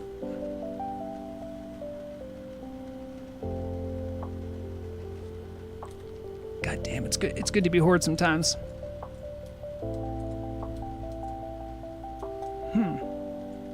You know what? I'm kind of feeling a vibe that I should go over to Lapidus and Gilligim. I'm just feeling it. I don't know why. I think there's gonna be some fish over there.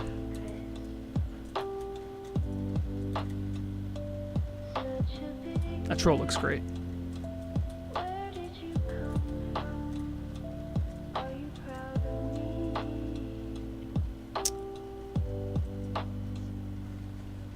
All right. While that flying's going on, I'm gonna go check on Mandalore. He's about to knock over something. I can feel it.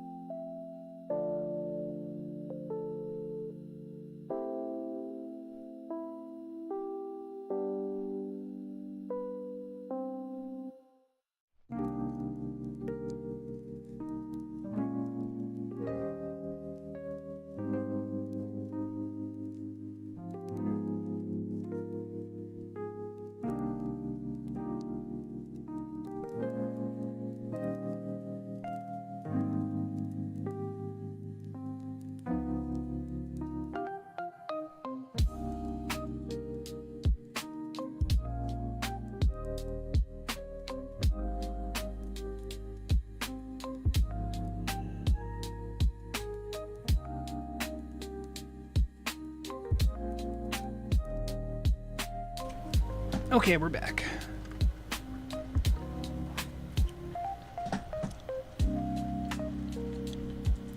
Yeah, Mandalore is now lurking Raukangren.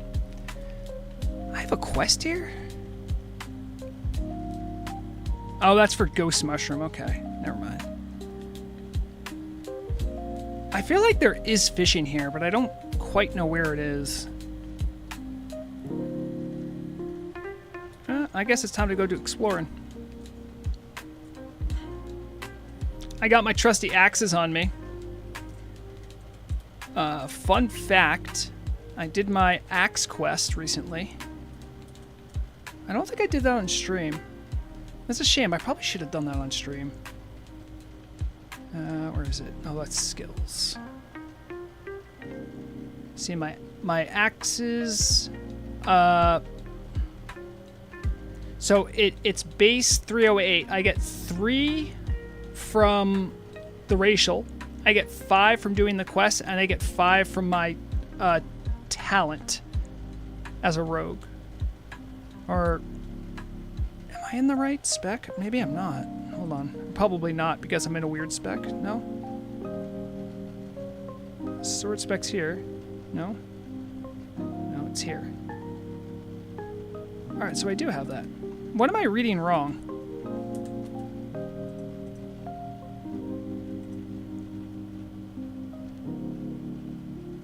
Oh, I see. So it's 5 plus 308, so I'm actually at 313. Okay, yep, that checks out. Alright,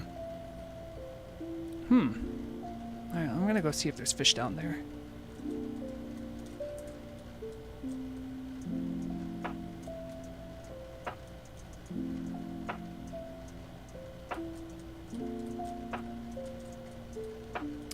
But if you're doing the axe skill quest, it's actually not that hard.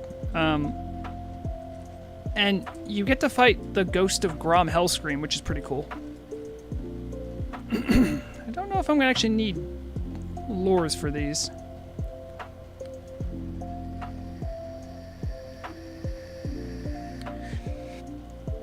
Also, I don't know how to feel about in YouTube chat. It's showing like badges of like number 1, number 2, and number 3. I want you guys to know I love all of you, even if you don't chat. It's okay. I think that's the YouTube trying to shamelessly encourage interaction. It's okay.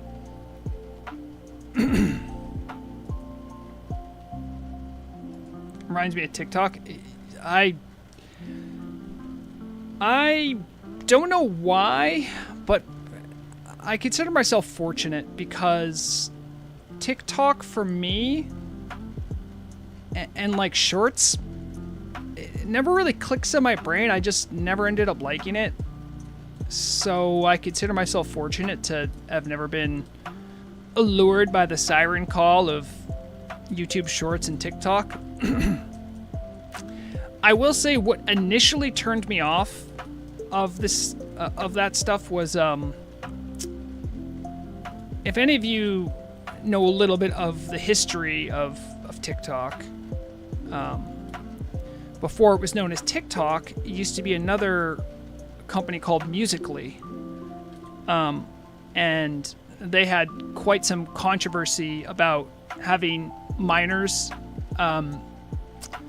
being exploited on there. Is the algorithmically safe thing, I'll say. And I that just kind of turned me off. No, don't get me wrong. I'm pretty sure to some extent all platforms do that, but I already wasn't that interested. And then that sort of just, when you change your company name to disassociate yourself with something without actually addressing the problem, I think that's somehow worse than at least making some token gesture of progress on a certain issue. So anyway, that always left a bad taste in my mouth, so I was like, I'm just gonna skip TikTok. Now I feel like I'm missing out. No. Alright, Lorazia, have a good night. have you seen the Zinrath Machinima? No, like, truth be told, the only Machinima I've watched was pretty much my biggest inspiration for doing Turtle WoW News, which was Barney Beekeeper videos of that character getting the shifting sand, like all her WoW classic stuff I was really into. I never really watched Machinima. I've watched a couple things now, mostly because people are like, hey, you know you do Machinima, right? Like, and I'm like, I guess. It never dawned on me till after the fact, but no, I could definitely check it out at some point. I love Barney Beekeeper. And in a weird mirror reality thing, Barney is also a fan of Melee, which I am also a fan of Smash Melee. And so that just kind of like she's the best. She's the best. Of course, I think she's in the UK, so I'm not normally able to catch her streams or anything, but it's kind of weird to be in a situation where I don't... I mean, I do watch some streams, but usually it's American West Coasters that I end up watching, like later at night to wind down and stuff. Also, if you're even remotely in the Smash Melee scene... Mango, huh? Damn. Damn. Have you seen the Journey of Swedicus? I don't think I've seen the Journey. I've seen memes about it, I think.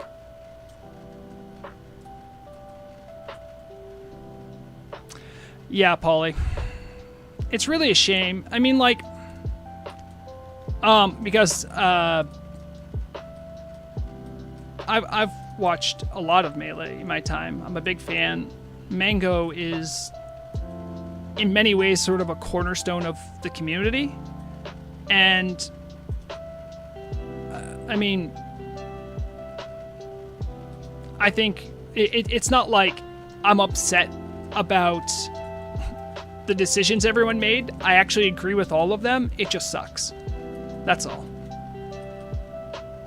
And, you know, if you do follow Melee, I think that was this year. It might have been late last year, but also if you know, the stuff that happened with hacks is pretty sad too. So it's been a tough year if you're a Melee fan. But you know, I generally try to stay pretty positive, and the positive spin I put on it is, I think, as it has been said before, Melee is the cockroach of the competitive gaming scene. You can't really kill it, and it lives on in the hearts and minds of many people. And no one person is Melee. So I know that this will end up being a transitionary period and a growing period. And I hope Mango gets the help that he needs. I think many people for a long time kind of saw the writing on the wall with his struggle with alcoholism.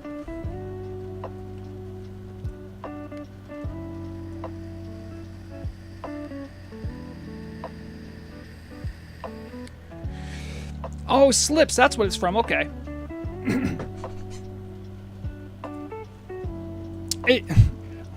Something funny.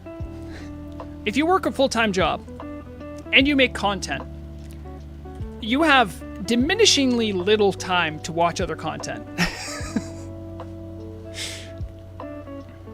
And I'll put it on like my list of stuff, but certainly Barney Beekeeper's stuff is something that inspired me to just be like, I always felt like there were stories on Turtle WoW that needed to be told, and I wanted to be a voice to tell them, right? I mean, like, one news story today, for instance, that I put on the radio news was Mortality got the Penta Crown, because now they have first place speedrun records in all 5 40-man raids. That's quite an achievement. And I'm not saying that those players won't remember it, but I think that level of dedication and work is worth mentioning. So, you know, I definitely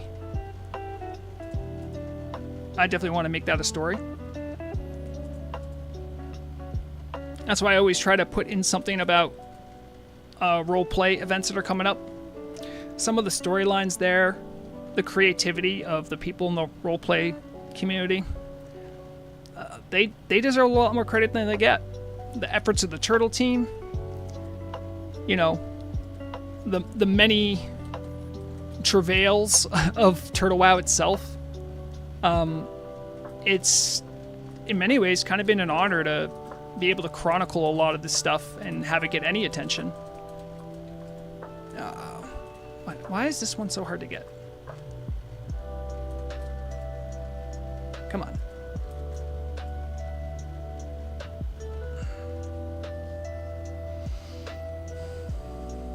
Yeah, you know, Gildark, you guys did great. You know, you kept at it. It requires a ridiculous amount of coordination, planning, strategy, and a hard knock society too. Like, they try for speedruns as well. I think they're worth commendable effort. You know, not everyone can do speedrunning. Not everyone, like myself included, I don't think I'm someone who would really enjoy speedrunning. It might be a fun challenge, but I still think there's value in challenging yourself and taking on difficult puzzles or things like that.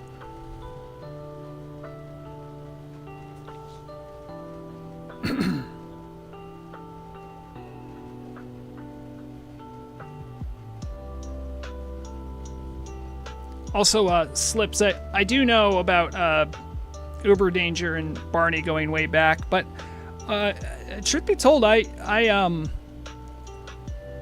think I didn't watch anything before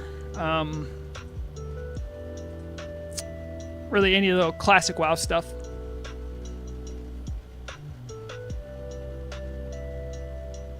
Come on, give me that fish. Well, the nice part is I don't need bait for this. Okay, there it is. I can keep traveling around looking for fishings. Oh, you know what I should do? I have a whole water set I should have on that I don't have on.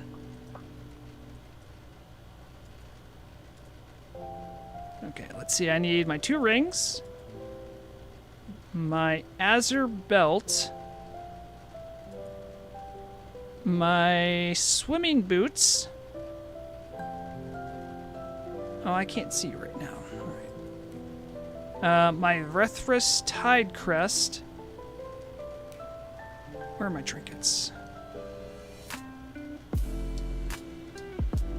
Anybody still have the trinkets on me?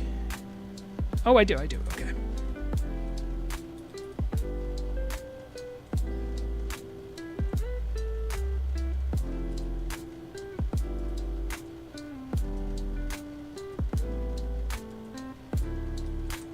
There.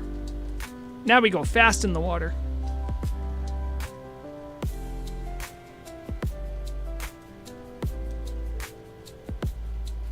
Huh. I didn't know the fishing was decent out here. I haven't been out, truth be told.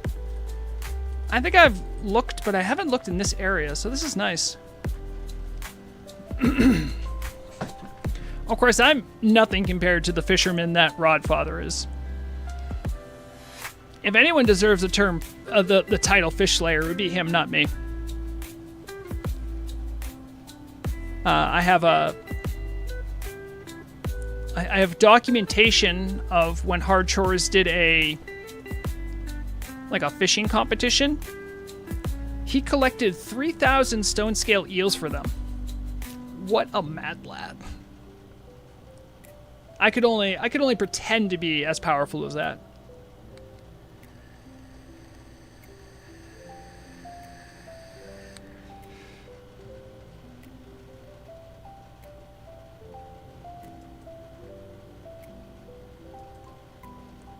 I don't want more rum. I want some of these stone scale eels. They're so valuable. Who doesn't want stone scale eels? Casters, I think. Casters and healers, I think. What's the summer alternative to winter squid? Jose, I do believe it is like called the summer bass. I'm trying to remember what it does. It's like either a health per 5 or mana per 5 food. It's not as good as Nightfin, if it's mana.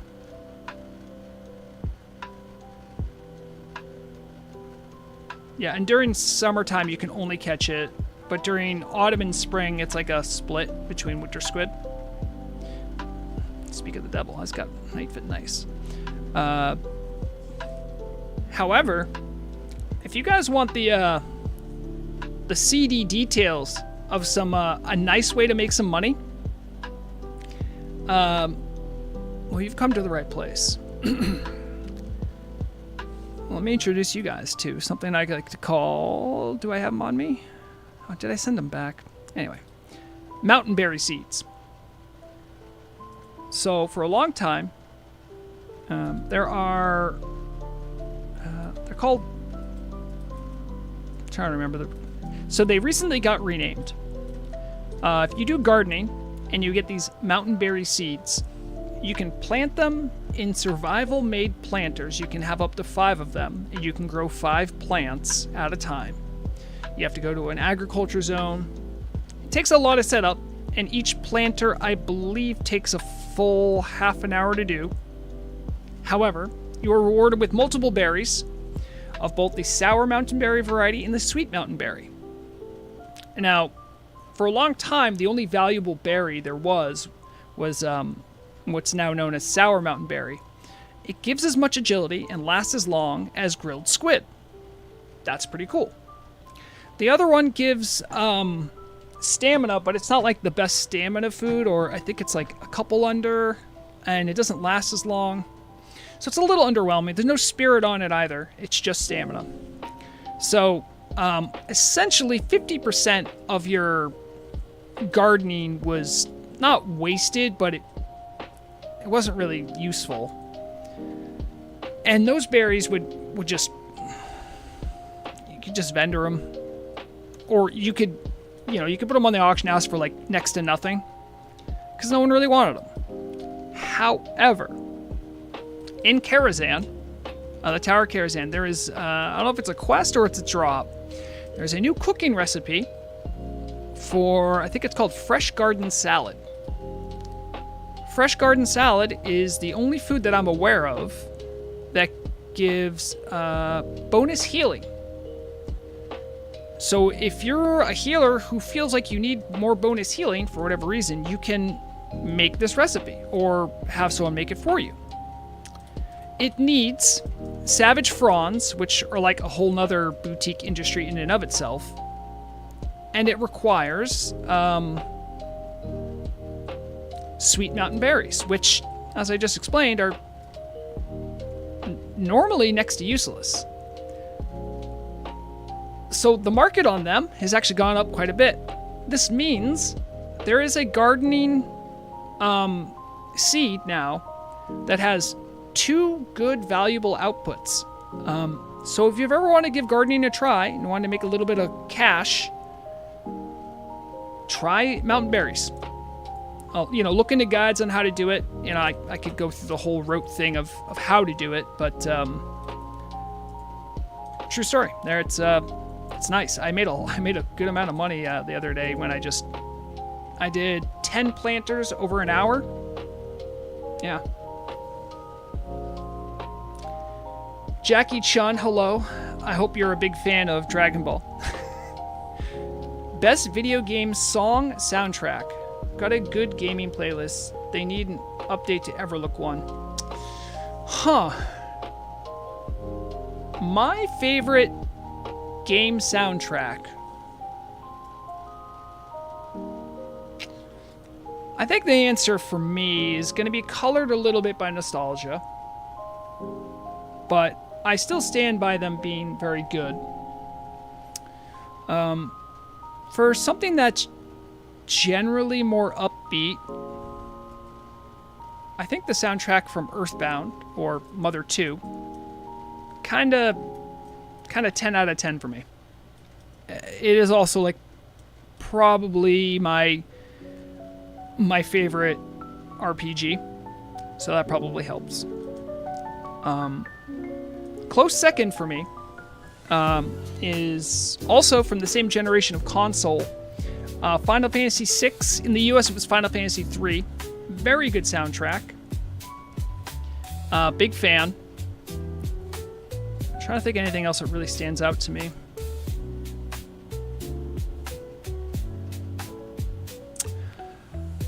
There is one thing. It's not a game I've actually played, but I'm aware of it, and I know of the soundtrack before I knew of the video game.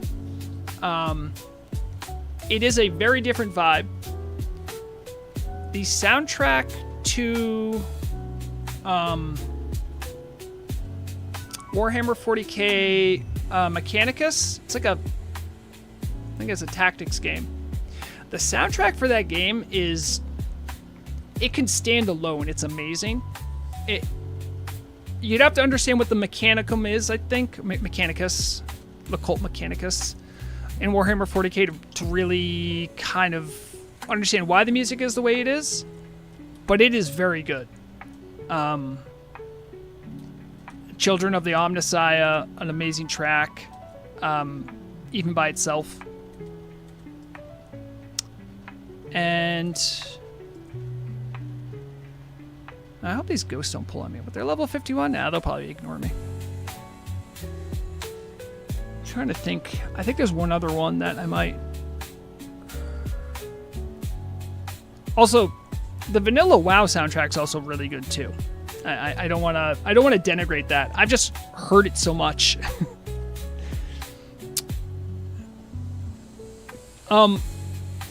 Very different genre. I think it's either I don't know if it's Doom or Doom Eternal. If you like heavy metal, very good, very good. A lot of it very thematic. I can't think of anything that better represents Doom. I haven't played much of those games either. So, like, those are literally two examples of games where I like their music better than I probably would like their games. Oh, you know, that's actually a good point.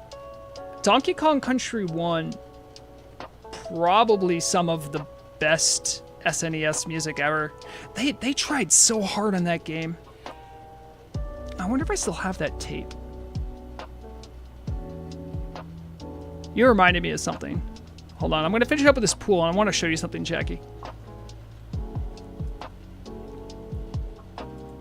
I don't know why, but I think way back, I think I at some point I had like a temporary subscription or something to Nintendo Power, and I was like a kid, and I got like a mailer with like a promotional VHS about the making of Donkey Kong Country, and I still have it, and I remember distinctly. There was like an interview with like the composer for the music, talking about like his process for making the music there. I'm gonna see.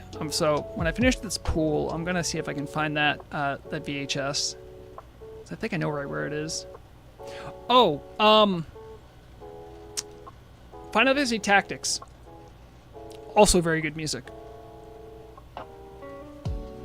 I also just love that game, but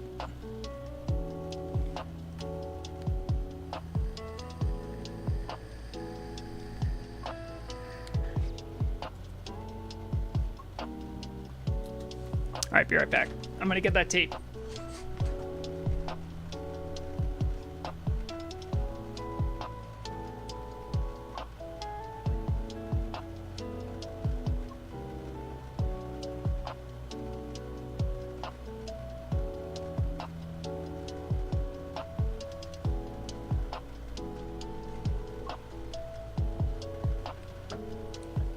Okay, kids. Let me bring you over to Does this one have my camera bigger? Yeah, my camera's a little bigger. Here. I don't know if you can, This is a promotional Donkey Kong Country tape. I know the camera's reversed. You can see if you know about VHSs, it's not very long, but they sent this to me in the mail. You know, back in the 90s. I was really hyped for Donkey Kong Country at the time. So, I kept it.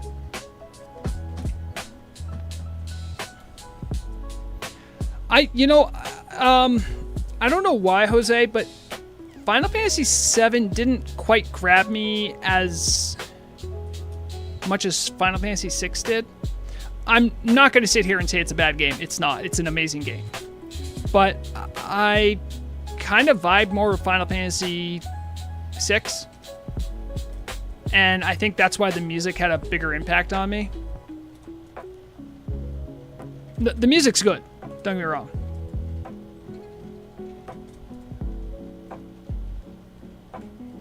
Chrono Trigger. I don't know why, but like I missed Chrono Trigger when I was growing up. I just missed it.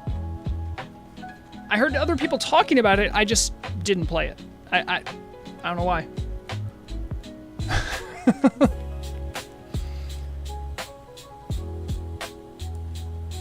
I know a good deal about the game. And I've seen retrospectives about it. So yeah, I have like a weird spot. Oh, I should say this. Really good game soundtrack, Super Smash Bros. Melee, and I mean that from every part of the sound design. Not only were the music tracks really good, the sound design is so good in that game. I mean, if you play competitively, it changes a little bit because, you know, if you play like Luigi, you keep hearing like a wah, wah, wah, wah. And it gets a little old, but because of wave dashing. But I digress.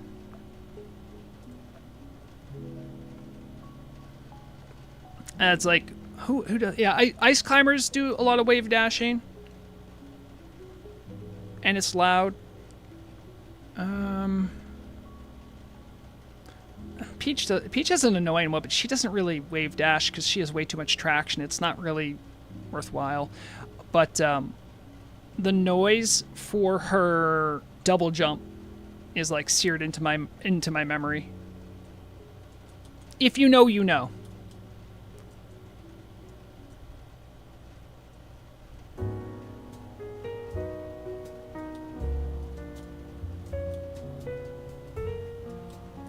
Oh, here's a weird one. While we're talking about video game soundtracks that went unreasonably hard. Okay, you know, I don't even want to fight you, lady. You're just a ghost. Sorry. Oh, right. Civilization 4. Very good soundtrack. Also out of nowhere. I'm not saying they haven't had good music before, but it was so, like, kind of out of left field, if I'm being honest. If you had, you know, the previous, like, Civilization 3 had music, technically, but it wasn't anything like what Civilization 4 was. It was like a paradigm shift in what they could do with music in that genre. Am I really doing this for one enemy? I am, aren't I?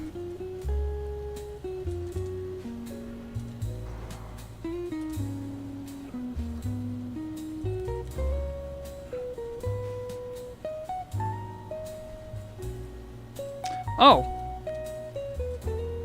I can't believe I didn't even think of this. Minecraft.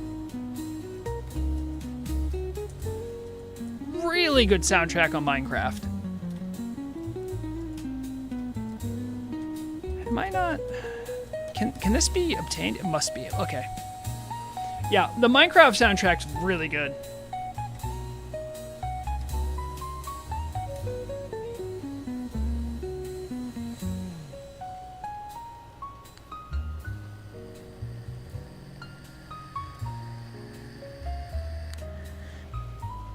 Trying to think of some sleeper hits that maybe most people wouldn't know.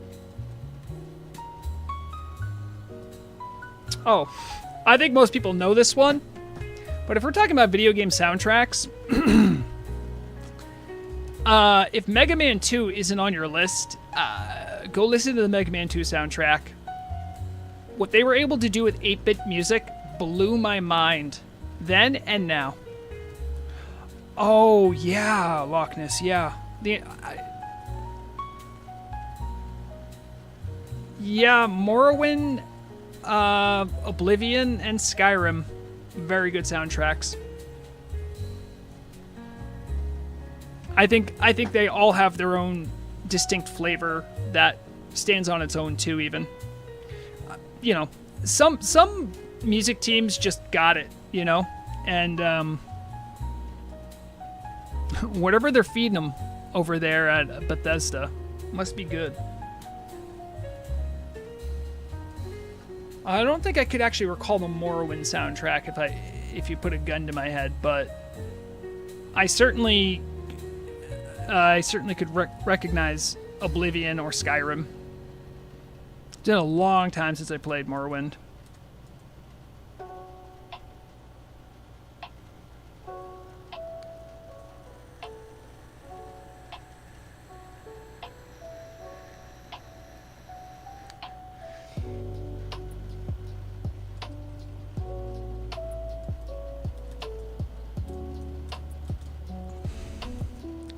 You know what I need? Hold on. I need to make like a separate set. Okay, hold on. Not this. I still have the boots.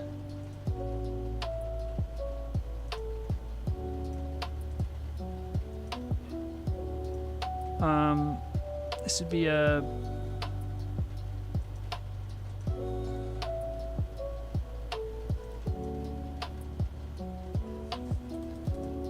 swimming.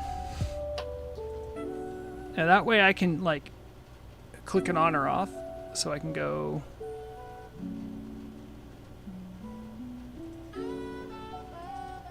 There it is. Okay, lovely. Oh wait, when I'm swimming, if I'm swimming, I'm fishing.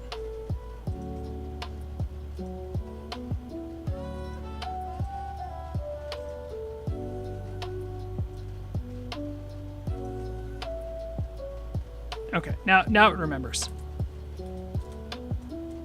What is this debuff? Agility reduced by 15%. Brutal. Dang, I didn't know you guys had it like that. Just looking for fish, everyone. No cause for alarm here. Just looking for fish.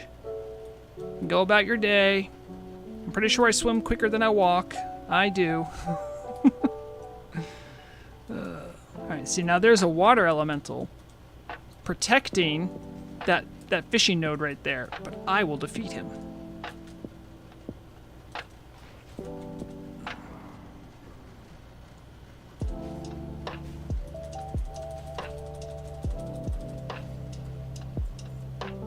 Hold on, was that a global water? Oh, that was a global water. Wait, why do I have to roll on this? Is little Karen still nearby? Hold on. I believe my cooldown's up, so... What do you mean it's not ready? Oh, I have 2 hours, okay. Fair enough, fair enough.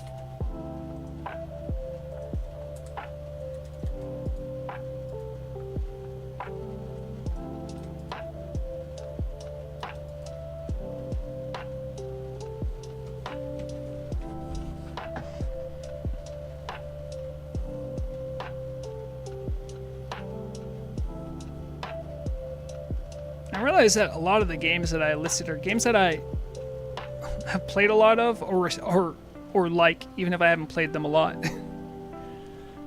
makes you think maybe music is an integral part of development. That's good news, because I mean, Turtlebot has some very, very talented composers.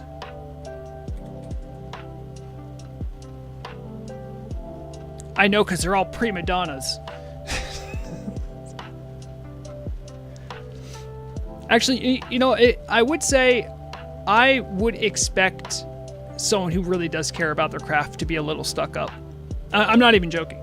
I think that would actually be good. I don't know any of them like that particularly well, but because when I talk to people about writing, I get snooty. I get real snooty. That's because I care a lot about it, I care a lot about the process. I care a lot about the product and the process of making it. Who is supposed to get this? Okay. Turtle WoW team, can we... really? Oh, okay, the ground's here. Okay. I was going to say, like, how are we supposed to get that one? All right. Brazoof? Yes. You should turn it on. Now, in a lot of the vanilla zones, you're probably not going to bump into it much. If you're in a custom dungeon, if you're in a custom zone, you should absolutely turn music on. There's also like SoundCloud links that I know that are out there for all of the Turtle WoW composers' custom music. You are genuinely missing out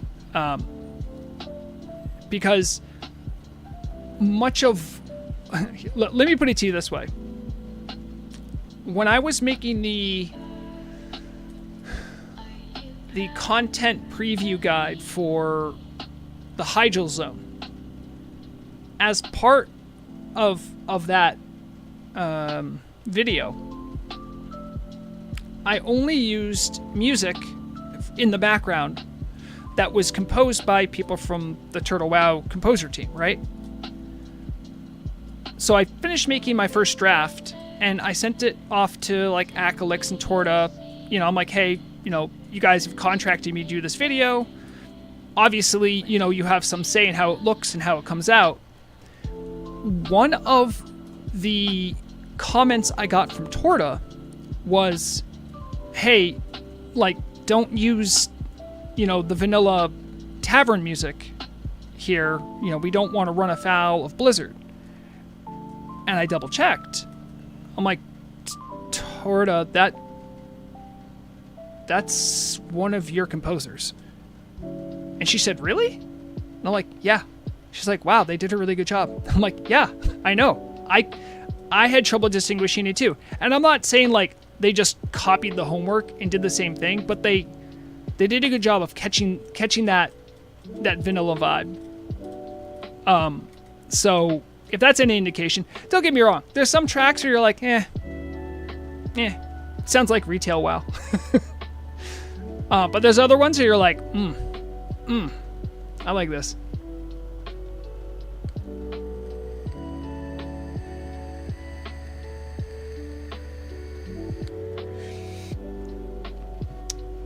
STM plays no music after 12 a.m. What is STM?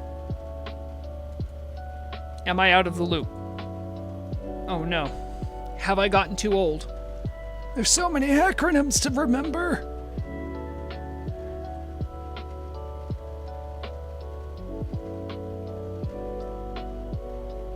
Stone Talon? Stone Talon? Oh, Stone Talon. Really? I'm not doubting you, Jose, but if that's true, that's maybe bug report worthy? Unless that's a deliberate choice. I don't think it's a deliberate choice. Now, don't get me wrong. I mean, under your music settings, I'm not going to turn on my music because sometimes the custom music in this game can get flagged by YouTube copyright. True story. Ask me how I know. You can put loop music on. I'm assuming, Jose, you did this. You did enable music and loop music. Because sometimes you can be in a zone and like the music won't play all the time. So you might think that like, oh, there's no music playing here. From 12 a.m. to 5 a.m. Really? Is this just like a known thing? I had never heard of that. I don't normally level too much in Stone Talon. However, I do know there's custom music in there because of Powder Town. Powder Town's an expansion area. They made... If you watch one of my other streams, when I was leveling, I did level through the Stone Talon Mountains area because they have Powder Town right here.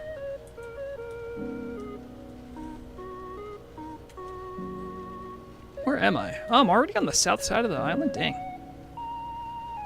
Oh, Jose, I know what you're talking about. I know what you're talking about. I've seen that video. That was a really good video.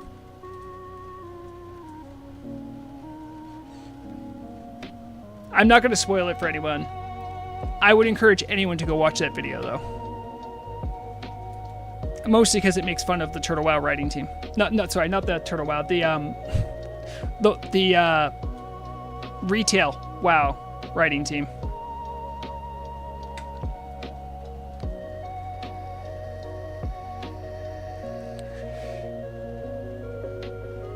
Really?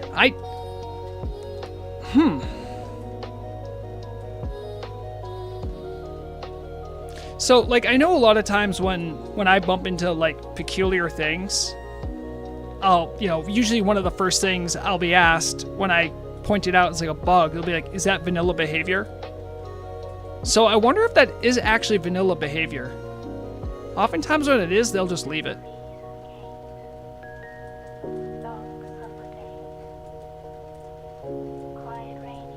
Hey, do you want to see something that I think the turtle team might want to fix? Now I'm thinking about it. Hold on. I'm going to be a little devious. Right now. Hold on. All right, here's this coast crawler, I guess.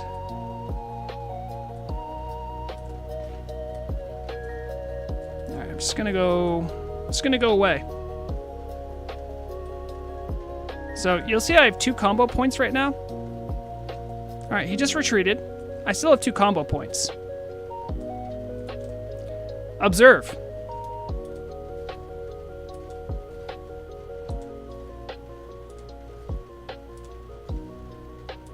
Up here is something called Relentless Strikes. Now, I can keep spamming this. With 1 combo point, I have a certain percentage chance of getting another stack of Relentless Strikes. It's not perfect, but it does mean I could technically start a fight with Slice and Dice, and I can also maybe have a stack or 2 of Relentless Strikes going into a fight. Feel like that's not intended.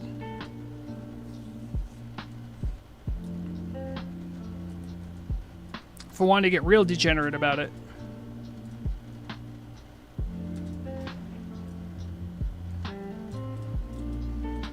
Just get a couple more.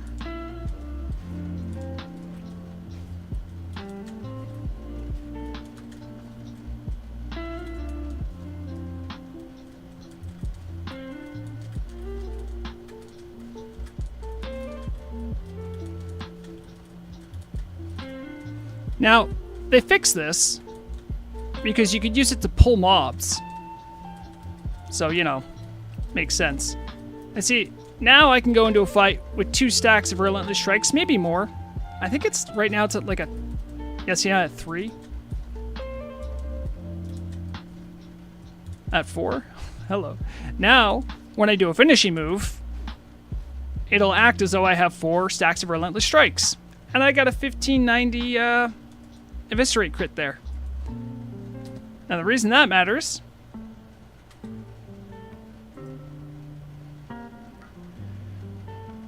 Your finishing moves have a 20% chance per combo point to restore 20 energy and increase the damage of your finishing moves by 5% per 30 seconds.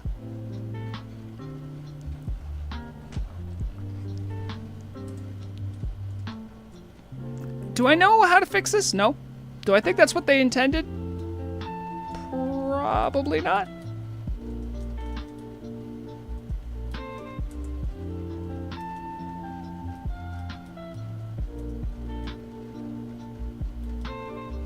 Huh.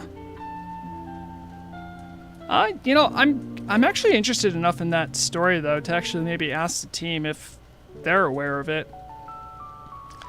Oh, there is so much bizarre lore about vanilla WoW that it's like sometimes you just let sleeping dogs lay, and then other times you try to fix something, you break 15 things. There might be some wisdom in it, but I am curious why then, if that's true, why, like, that seems like a deliberate decision to not have music play during certain periods of time.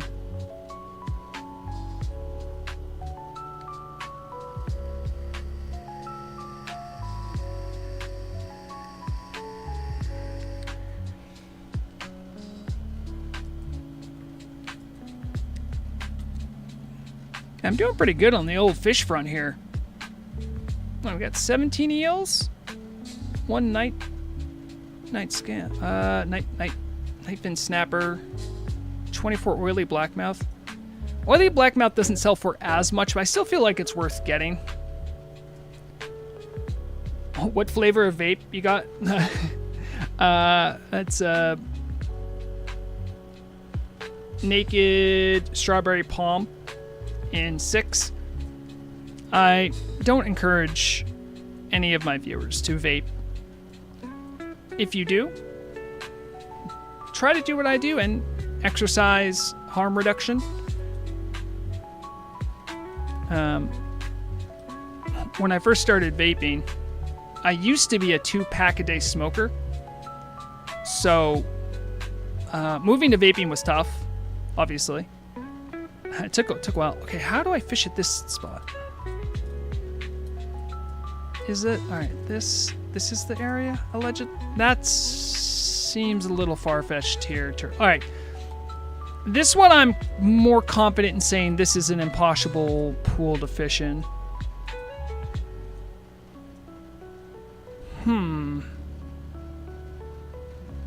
Okay, let me really check the ground here. Can I get it from over here, maybe? No. You can't fish unless you're standing. And now I'm standing. That's too far. Let me make a note of this spot. That's 5083.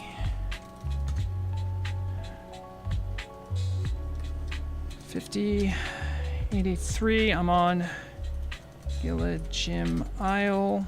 Fishing spot impossible to get without a boat or other platform. Now, I feel like I would make a bug report about that because I care about fishing. It feels like an oversight.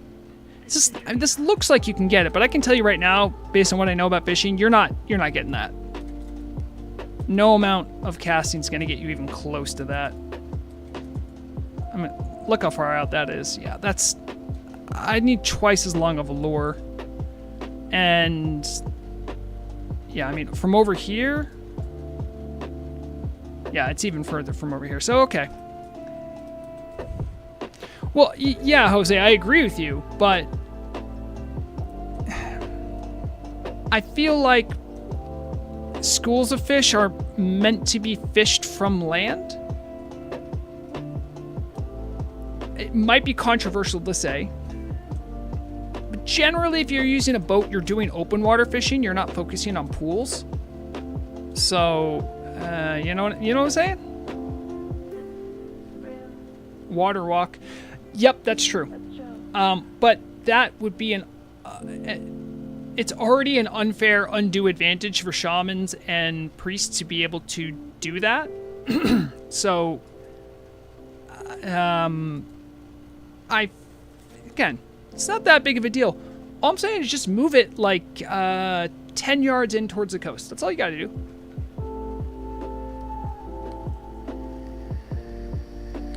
There is some comedy in the fact that I have a shaman and I choose not to fish on her. She would be way better at fishing. If she could plane stride, do water walking, she would be way quicker than Vrograg, even with all the swimming gear. But it's about the essence of the character.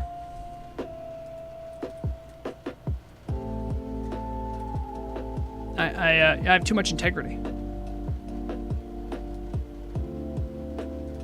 I wonder what's down there.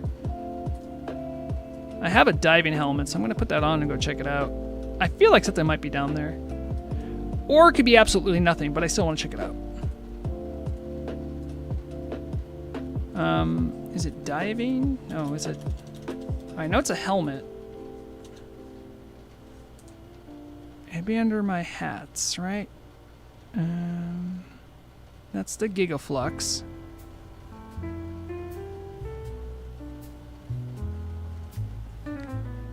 Dive? Oh, it's in my inventory. Okay. Okay.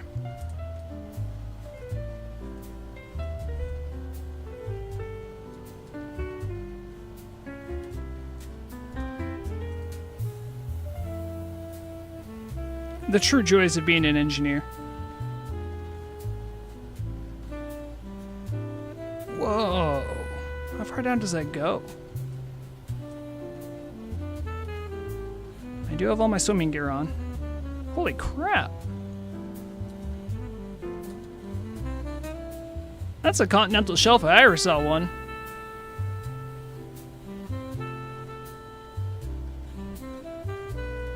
I mean, it's gotta end, right?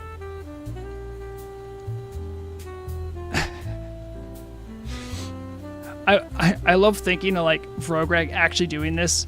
There would be so much water pressure on him right now. His, like, lungs would want to implode.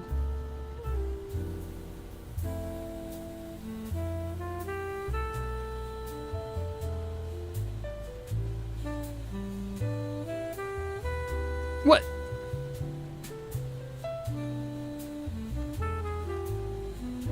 Huh?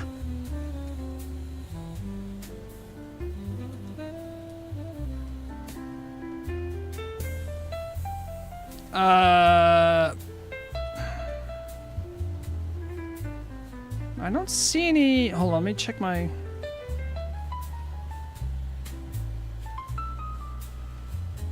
$18.17. I took some damage from that from falling?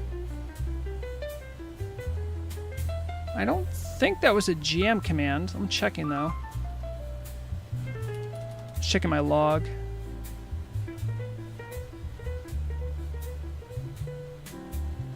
Yeah, it says all it says is that I fall and I lose health.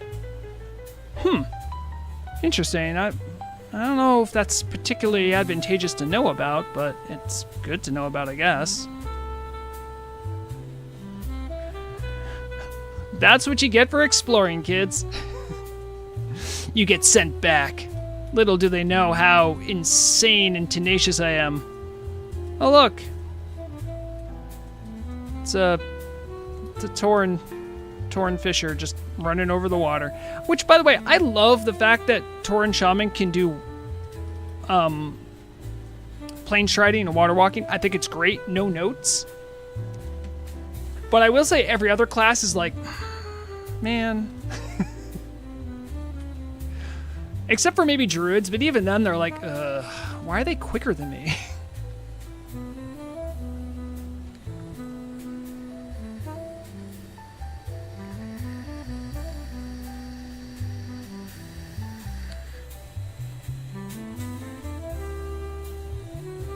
I agree.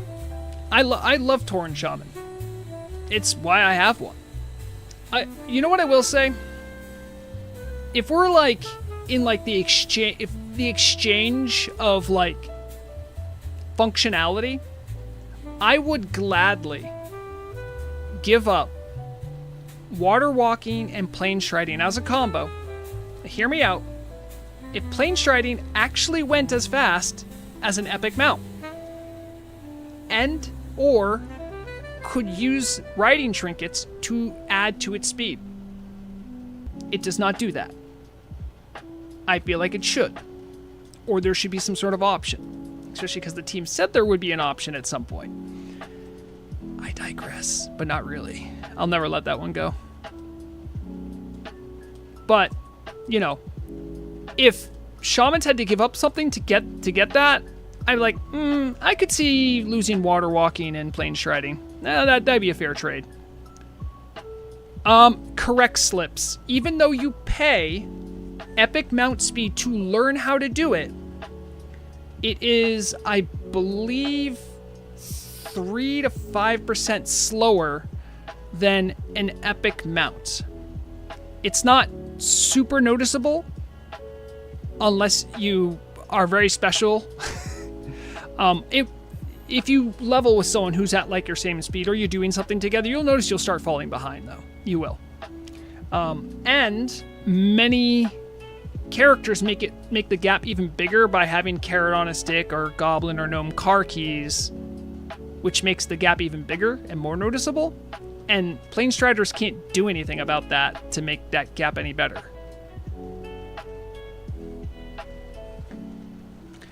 I mean, again, if I'm trying to be fair, Planestriding has like a unique startup thing. You don't have to sit there and cast. You can start moving more quickly. So there's some spots where it's advantageous. You can't use it in a battleground, right, to help keep that fair. So I think that was a good move. But I just don't think a lot of people even realize that.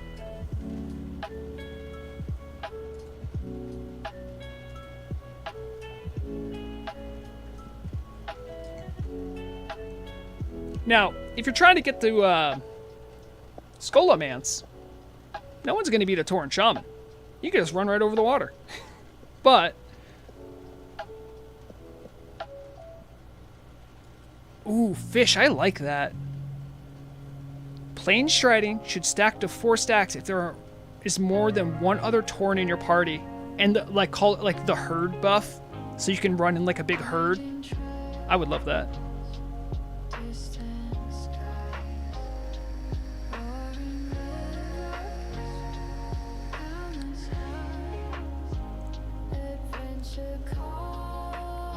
I feel like if you added any more stacks or anything to it, there should be more of a penalty if you get hit out of it, though, right? Because if you make it any stronger, like, you gotta have a penalty for getting hit. Anything, like, stuns you for, like 20 seconds, you know? So you gotta be super careful if you're gonna go that fast. Which you should anyway.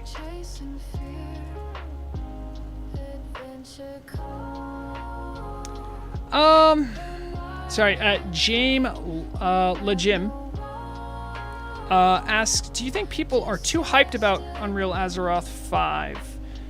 Or sorry, Unreal Engine 5. Maybe it isn't what everyone's expecting. If I'm being honest with you, it's human nature.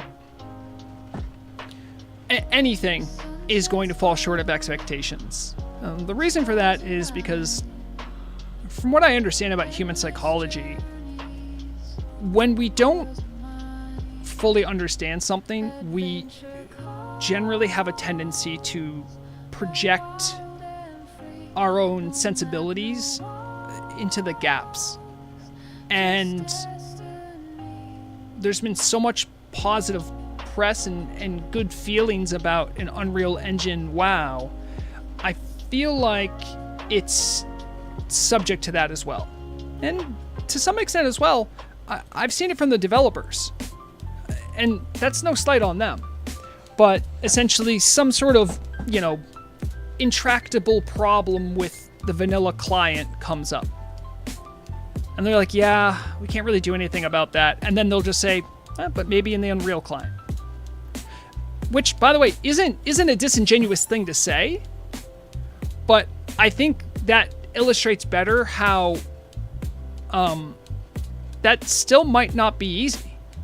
It might be possible, but really difficult. You know what I mean? I would say the hype that's quote-unquote warranted, in my estimation, is that it will allow the private server scene to flourish in a different way. If Turtle WoW isn't an example of this, name your other private server of choice, and they would run into the same issue where both the server code and the client code itself is a guess. It's an emulation. It's not like they had the full source code on everything. Painstaking work has been done by people in the private server community, in the private server space, to approximate a lot of that emulation. And because of that, we have something that gets really close. But it falls short in a lot of spots. Because, again, the code's kind of a guess. It's a very well-educated guess, but it's not perfect. And having a client where the creators, developers, and runners of servers can have essentially more of the keys to the kingdom on how they want things to work, I think that's actually the real paradigm shift. That's the really big thing. It's going to allow there to be less friction between a good idea and implementation.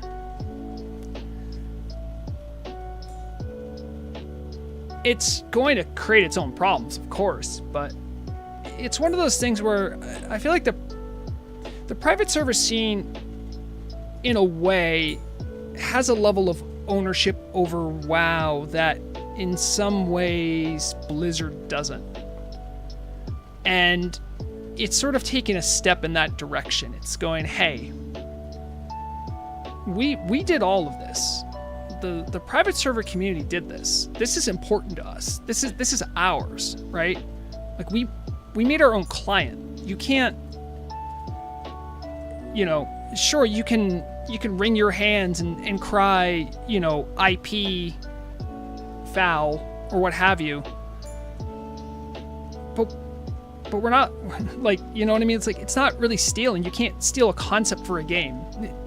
Some people would say you could, right? And fair enough. Like, that's another can of worms. But I guess what I'm trying to say is it's taking a jump into like another world of what is a private server. It's going to change that. Hello, Smalty. I'm glad you made it. Happy to have you. James hold on, let me see this. James Legime. Is it French? Was asking me about if Unreal Azeroth is too overhyped. I am too, Loch Ness.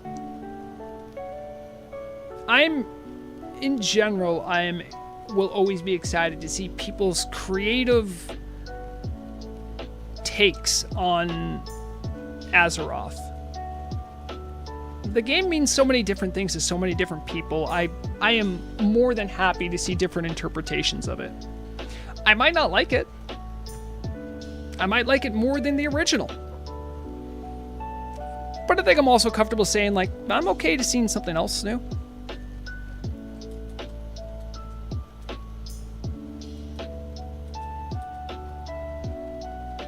And I mean, there's even a world where a lot of that stuff's just going to be kind of like, and again, this isn't a slight at any of the people doing the work there, but like, there's even a world where a lot of that's just kind of smoke and mirrors, not really that impactful.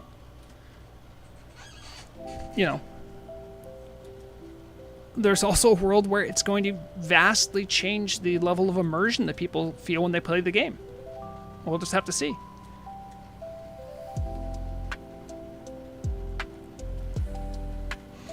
Yeah, I see what you mean. James Legime. I know. The gym. I took a little bit of French in middle school, so I when I saw Jim, I'm like, I think it either means like I am or I love, and I can't remember.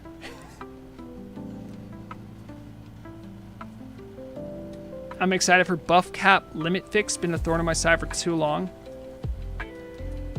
Yeah. So, some of the things that people want are very simple. And some of the things people want, like myself, where I want dance studio, are very complex.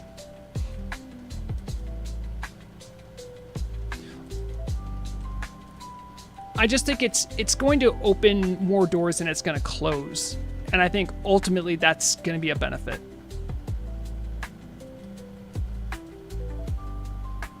Yeah, that's true. Small. Like, the marketplace for... Because, like, let's be honest. One of the big issues with Turtle WoW is getting someone who can figure out how to make content for this janky-ass client. And I say it with all due respect. But it's a janky client. If you're doing stuff in Unreal, there are scores of people that can work in that space, that know the tools. That alone might even be worth it, if I'm being honest. I mean, I could even see a world where like that might actually be a detriment, because if you can change stuff that quickly, you can easily make mistakes because you could develop it so quickly.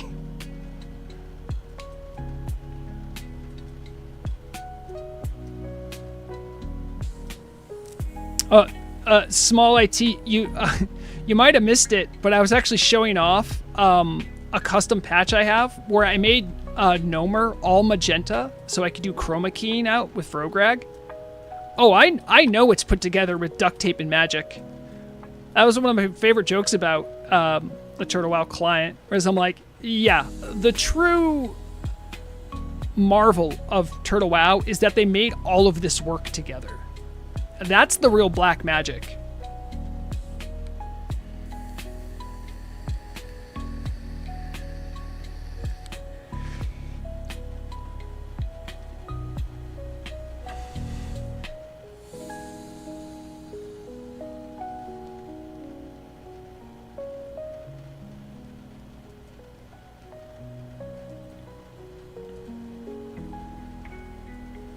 I'm guessing, small T, that you're American, like me. I work mornings, East Coast, so, and this might be different for people, but most people who watch streams usually there's two types of people: people that are at home and work from home and are watching from home, or people that are watching at night when they're winding down after a day. So, I'm someone who can't really watch streams because I don't work from home or anything like that. But I definitely think there's definitely some people that I think work like 9 to 5s East Coast and later who don't really get to see my content live because I'm normally not on that late. Oh, Small, I wish you the best in your journey to get to 60. Good luck. Do not let me distract you. Caves equal graves. What other meme-y things can I say about hardcore that I remember? There's a couple. Oh yeah. If it's a custom elite, don't fight it. Research whatever you're pulling to know what you're getting into. Be doubly cautious if you go into any custom zone as well. Exactly, Fish. Yeah, it's not crazy. No boring adventure. No.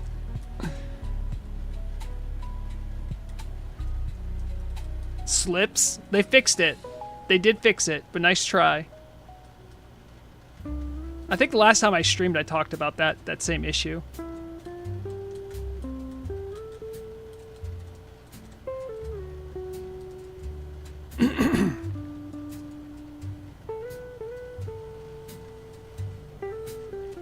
They spotted new boars in the area teaser. Well, let's go. Shout out to all my boring adventurers.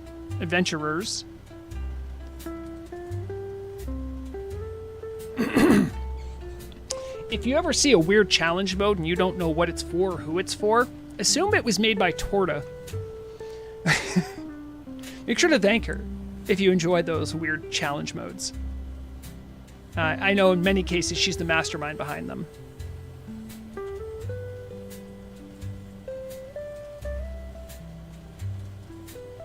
Also, I mean, just in general, just be nice to the team. And if you like something, tell them thank you. It goes pretty far. And if you don't like something, just be respectful. Be like, yeah, it's not my favorite. Be constructive with your criticism. Don't do any personal attacks. And, you know, note where the effort was, not where you think it should be. You know, I hear pretty regularly people complain about PvP. I think a lot of their complaints are valid, are warranted, and I'm not going to sit here and be like, all of those people and the way that they complain to the team are sane or nice or constructive, and I think many of those people can do a better job of that.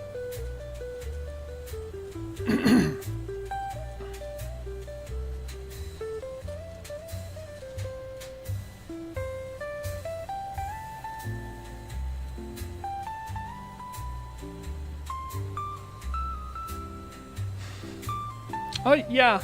I agree with you, the gym.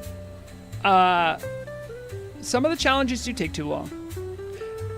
But if I'm being real with you, it's about the journey. And I'm not just trying to say that to be hokey. The journey and the struggle is the thing you remember more than the actual reward. And here's a good example. Actually, I'll even show it to you right now. What's it? It's got to be in here somewhere.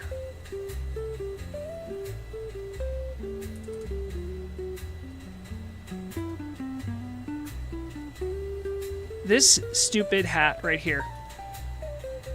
I'll make sure you guys can see it. The Dark Mantle cap.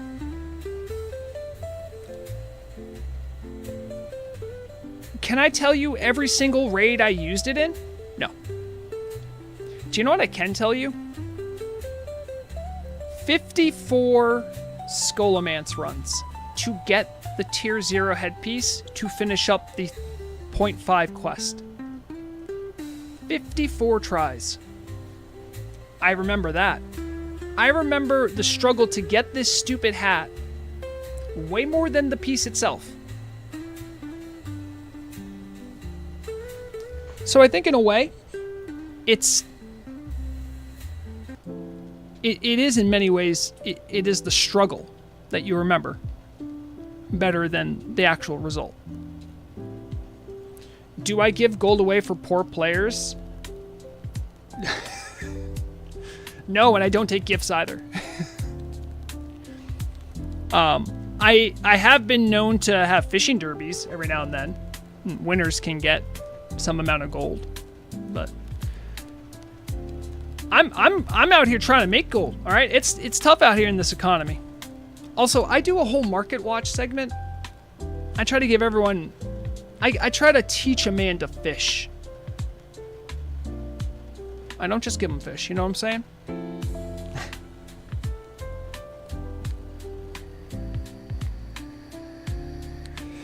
And small T. To much of what you said, that is the absolute vibe I sense when I'm in Hard Chores' Discord talking to them about stuff. Because to them, even if they lose their hardcore character, the first thing they say, I swear, like, I don't think I've seen anyone crash out and be like, I'm never coming back. Almost every single time, what I see is, well, I guess I go again. I mean, I cannot think of the psychological, how crushed I would have been if I lost Vrograg when I was leveling up.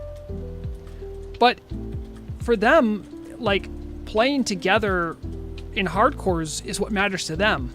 So I can see where that attitude comes from. Well, you know, Axon, you miss 100% of the shots you don't take.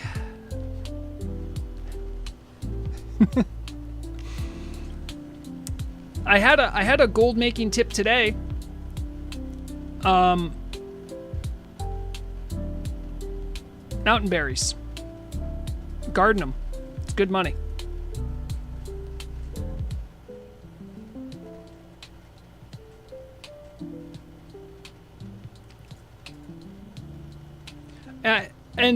Small T, if that's true, I'm glad I can be part of someone's, you know, remembering a way of people chronicling that event, you know.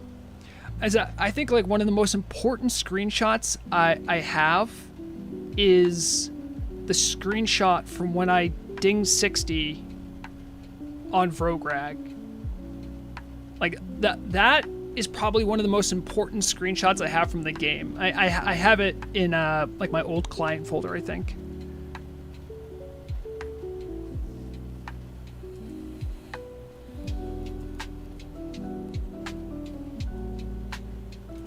We have to remember too, I got to keep my eye on the ball, guys. Right now I'm fishing and chilling because I wanted to relax a little bit. Rexana is, I think she just got level 50. Or she's almost level 50. I have been leveling off stream with Murag. It's been like a thing for us. It's been really fun. So, I gotta finish Rexana. I gotta finish my dinner if I'm gonna have dessert. You know what I'm saying?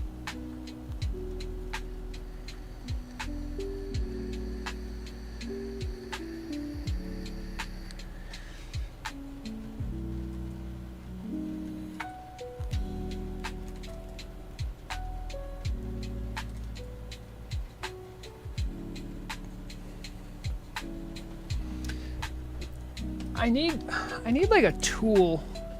Oh, I think I probably have something like it sitting around, but I need a way of like archiving all the discussions I've had on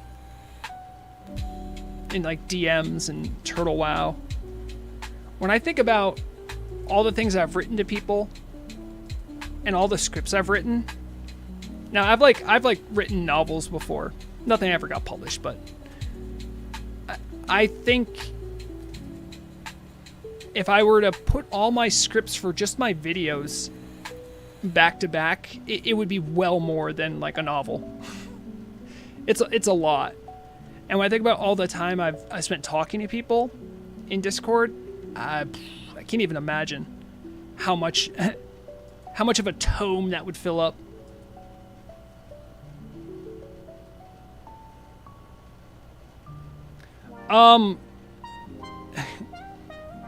Well, the gym. If they have lava fishing, that'd be cool, first off.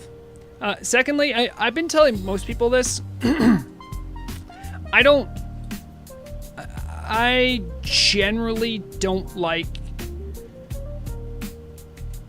doing servers when they're new. Communities when they're new. Just in general. I want,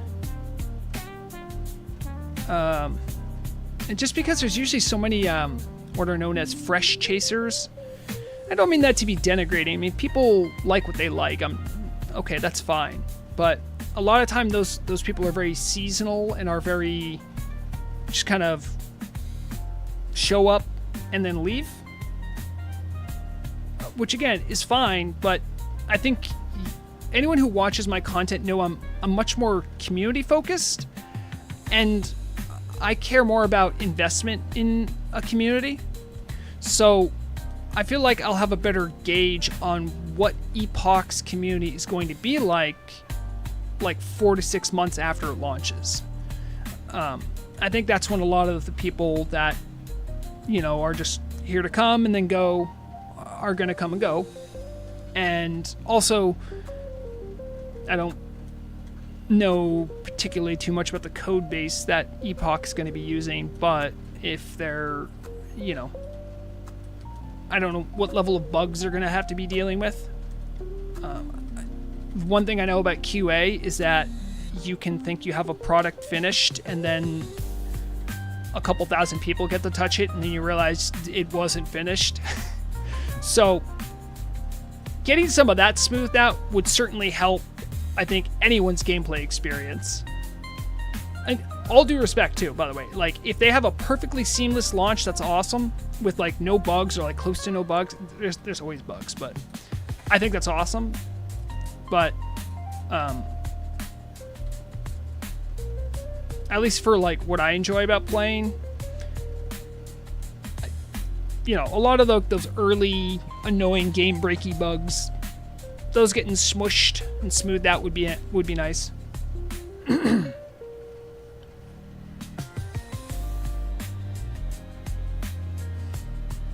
Oh, hello, Feronia. Good to hear from you.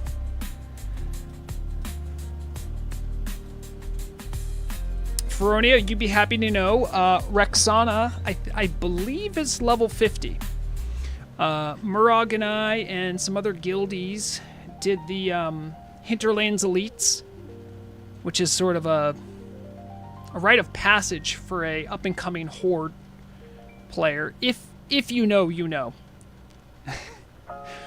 Just so many elites, you gotta kill so many of them, and you gotta get like a group to go do it, so you can get the Mallet of Zul'Farrak, so you can get the carrot on a stick. It's fun though. Well, exactly. You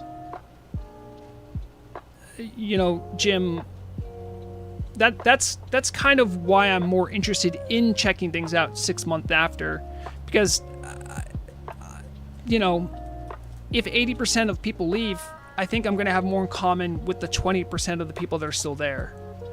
You know, because that's going to be a better bellwether for what the community is, what it stands for. And I've seen this very same thing happen on Tel'abim, which started huge. I think it like got up to like, I don't know, like 5K or something in like the first couple months, right? And then, you know, Molten Core got done in like 4 months or something. And then there was just a slow, steady die-off until like,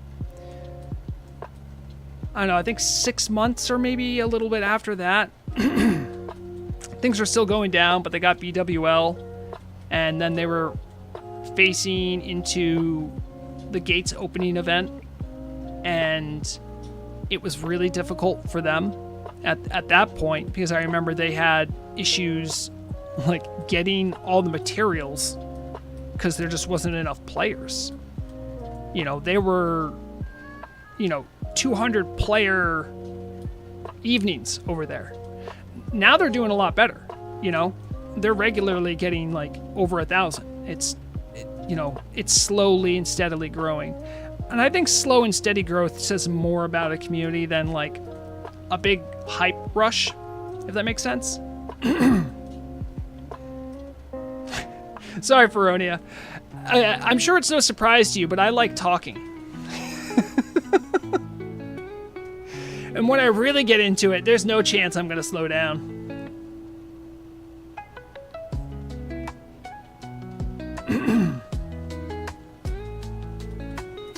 I think Ascension seems like I've played Ascension too, by the way, so like I feel like I have a little bit of knowledge about this. They just seem like a different beast. It's just a different way of interacting with the game completely. There's a lot more gacha mechanics, RNG. They're probably a lot more cash flush, but the community that I interacted with, and Ascension's been around for a long time too. They were already well established by the time I was playing there. Wasn't really a good match, unfortunately, but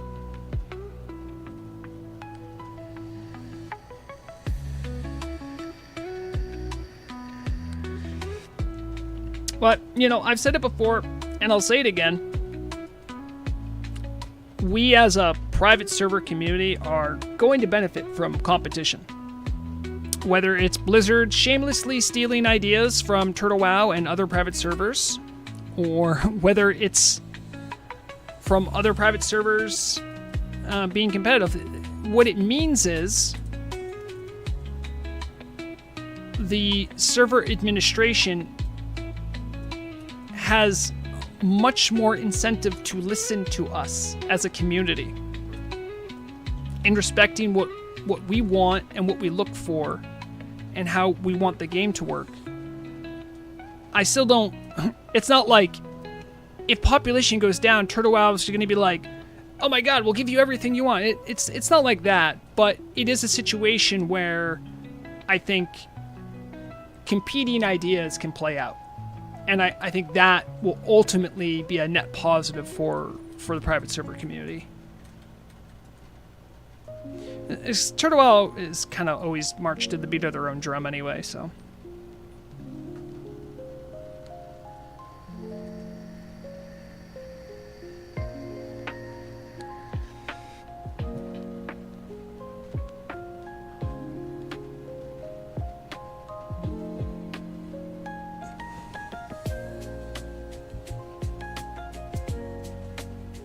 Also, Axon, there's like a little icon next to your name that vaguely looks like AOL Instant Messenger little guy, which keeps triggering my millennialness. If you're old enough to get that, you understand.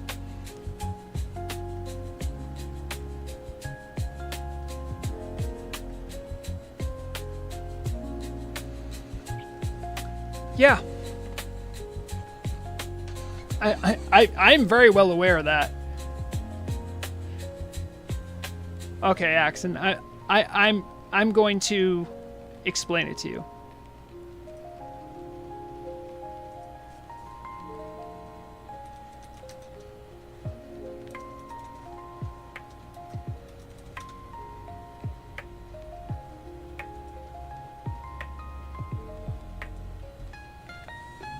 I think this one will work. So you see this guy on the right here? This was like the little icon logo for AOL Instant Messenger, which was like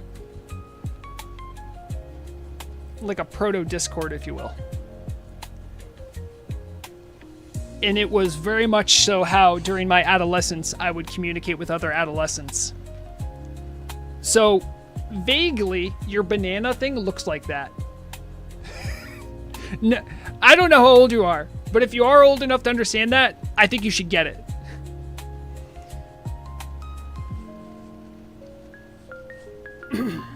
Back in the days when all our internet was connected to phone lines, because that was the only way we had to do things. And that accursed noise a modem would make. Some of the design decisions by that era of computer engineers, I'm like, you know, you could just not play that horrible screeching modem sound. You just don't have to. Like, nah, it's important. Is it? Is it? You guys figured out, like, nice ringtones and dial tones. But for a modem, like, nah. We want this to wake you up. We want you to be worried.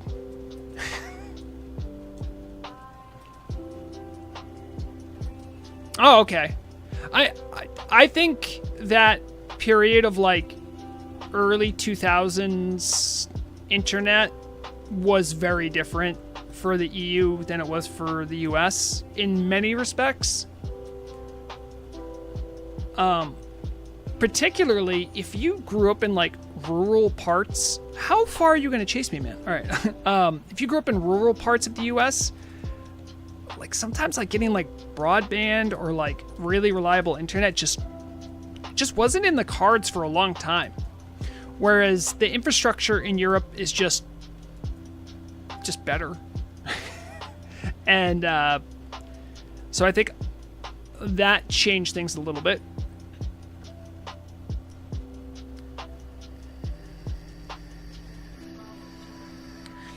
I mean, not a lot of people know this, but there are parts of, like,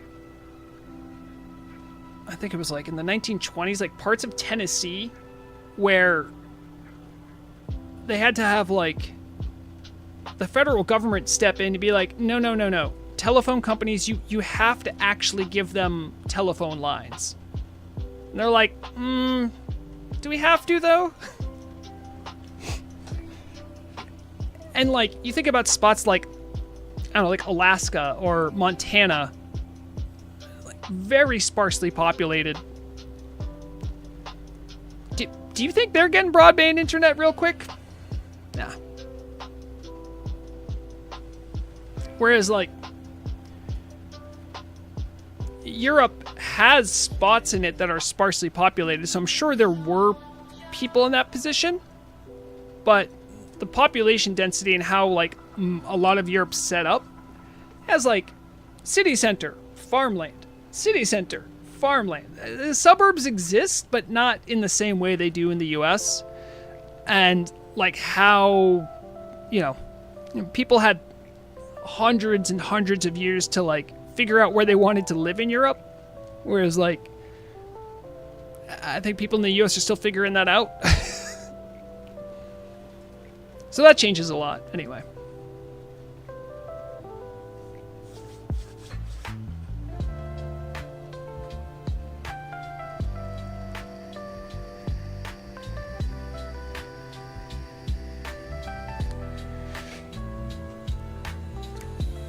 I remember, too, that AOL would just send all these CDs that would install AOL on your PC. They would send these CDs all the time.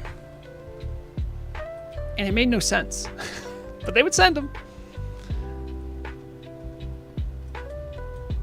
They wanted to, like, garner public sympathy or get some support. What they should have done is made those rewritable. That would have been fun. This PC actually has a disk drive, too. It has a SATA connector, so I'll keep having it until PCs stop using SATA. Pretty much. And do I use it? No. Do I know if it works? I don't know. It's been years since I've even used it, but I keep putting it back in my PC. I'm like, well, what if I need it one day?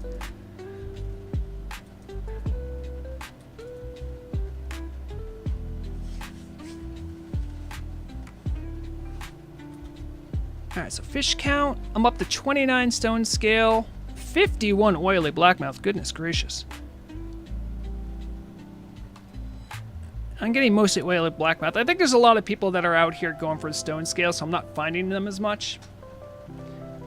That's fine. I mean, what are even the prices on blackmouth oil?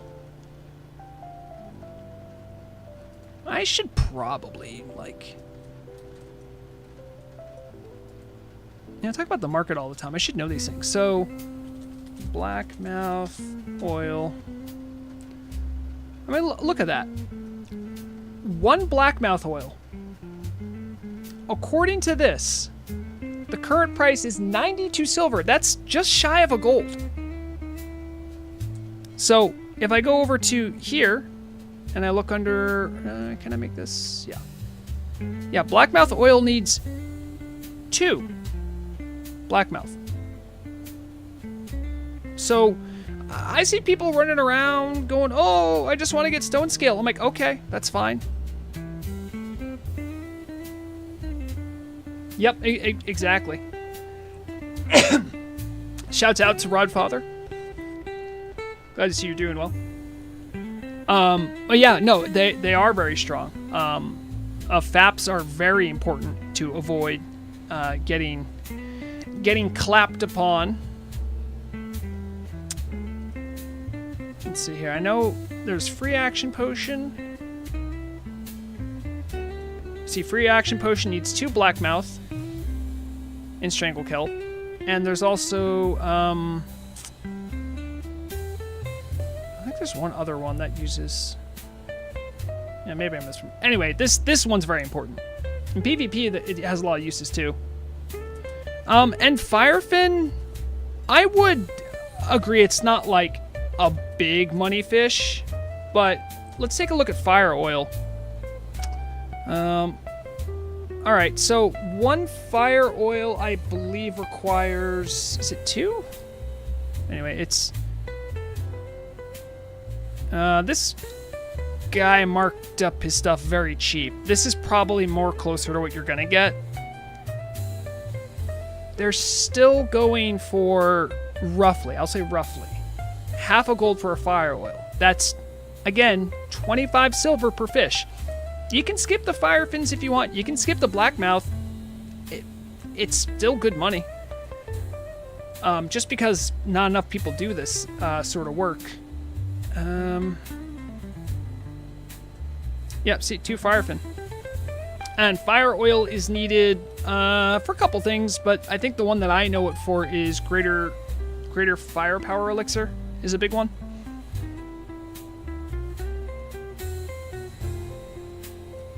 Oh, and actually, while I'm here,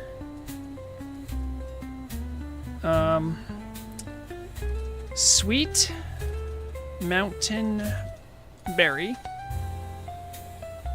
Oh, you're gonna do this.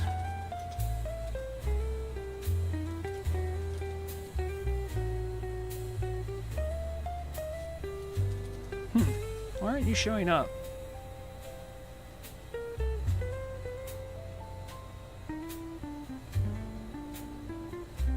Is all the sweet mountain berry off the auction house? Whew. Whew. Oh my goodness. So someone can make a killing on that, but these are the agility berries. Works just like a squid. I'm not seeing sweet mountain berry, which is kind of wild. I actually want to check the internet on that one. That seems a little crazy to me. Hold on, let me get rid of that for a second.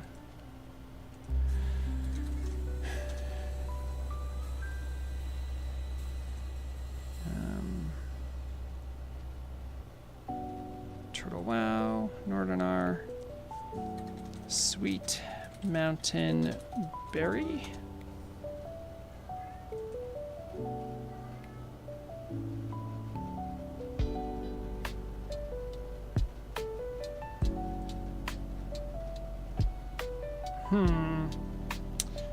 You know what? WowAuctions.net, I don't think has differentiated the names yet. Which is a shame. Trying to see if I can find which one's which.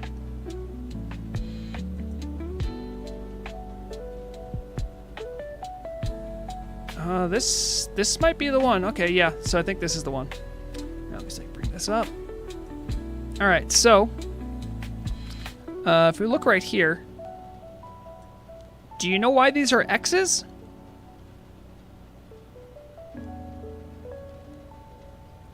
There's none on the auction house. It normally hovers in the higher amounts. This is probably before the change. I see this huge buy-off right here. This is when people realize the green salad, the healing food, needs sweet mountain berries. And ever since then, it's been struggling to keep up.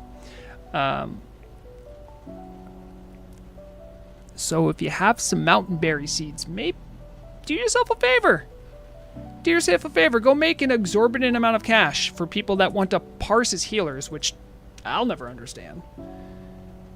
Teach their own, I suppose, but that ain't my own.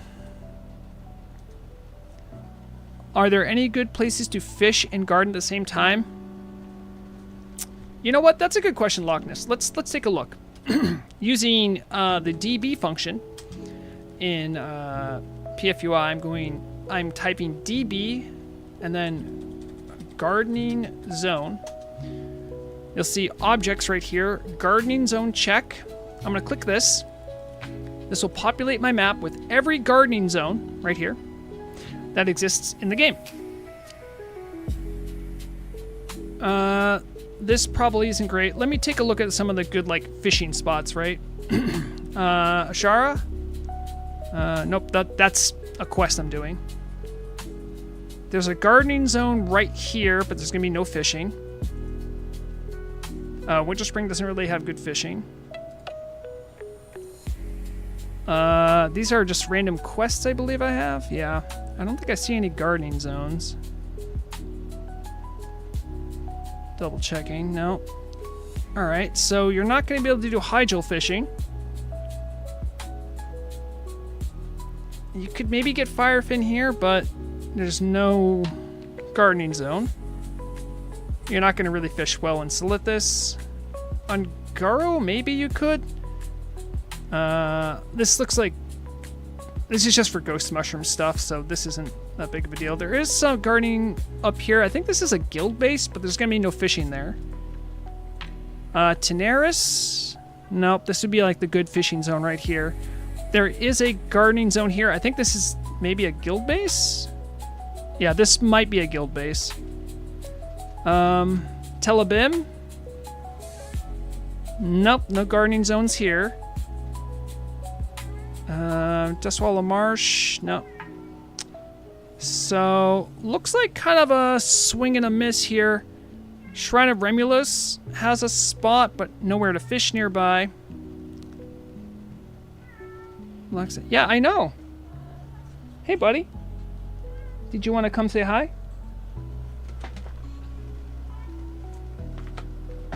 Come on up. Come on up.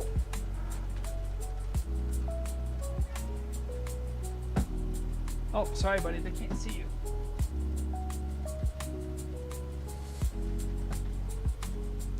Mandalore has decided to bother me, probably for more food. Hey, buddy. All right, over here. I suppose I didn't check out this island. No gardenings. Hold on. Nope. Nope, no gardening zone here. No gardening zone here. STV. Oh, hold on. Here's your spot. In the very southern part of STV, there is a gardening zone. You could conceivably fish here. Don't know how good the fish, just open water fishing would be there, but might be decent. I don't think any other good spots here.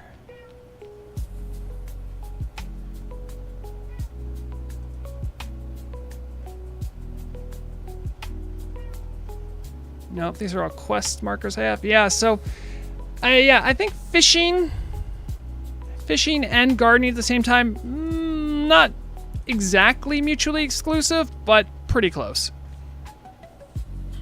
Yes, Vrograg. Vrograg's cat is named Mandalore. He's named after the planet, the race, and the leader. It's like Planet Vegeta. Oh, he's being such a drama queen. You know the second mom comes home, she's probably going to feed you too.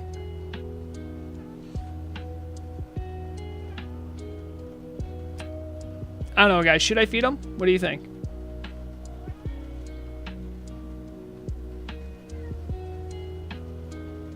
It's unfair, Mandalore, that you emotionally manipulate these people to get your way.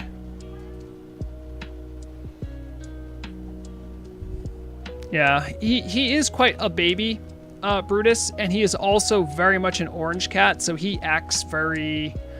He tries to act smart, but he's not. How much shell coin to feed the cat? I'll feed him. Let me finish up with this pool of oily blackmouth, and then I'll go feed him. Yeah?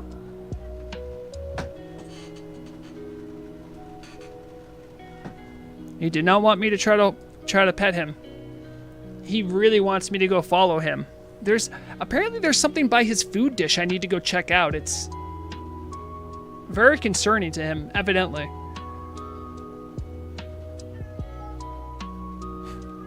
Let him starve. He can farm his own crocodile meat. Now we're talking. Oh, when are you gonna get a job, you loser? All right, hold on. Be right back.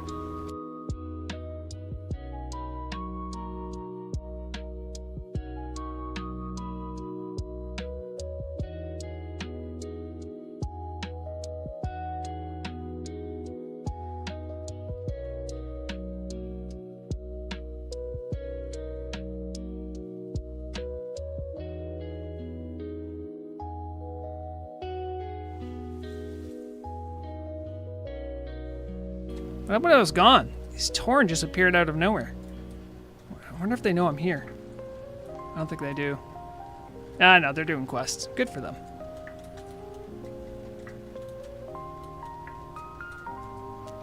I gave him the rest of his dried food. It wasn't much. He's gonna be back soon, I think.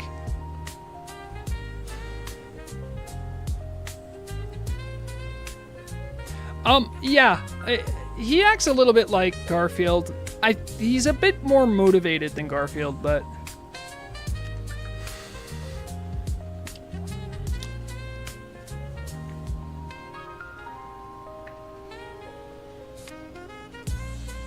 You know, I didn't check how many firefins I've caught.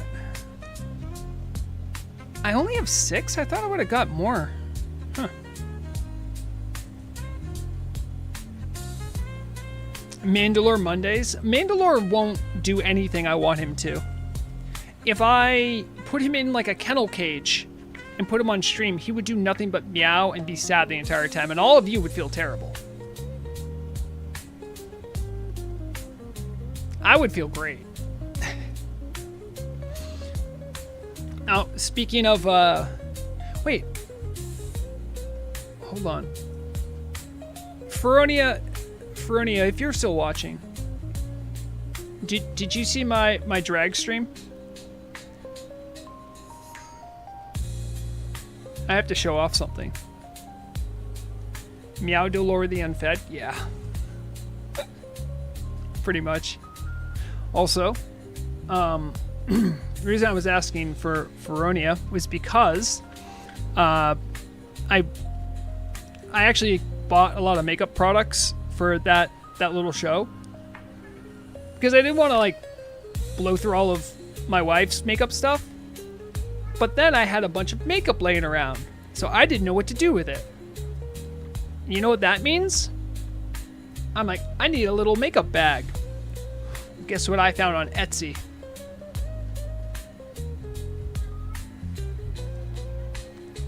It's a little makeup bag.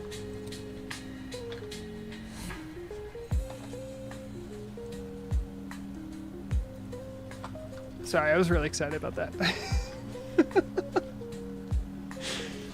There is a Bulbasaur everything, I think. And if not, someone's making it.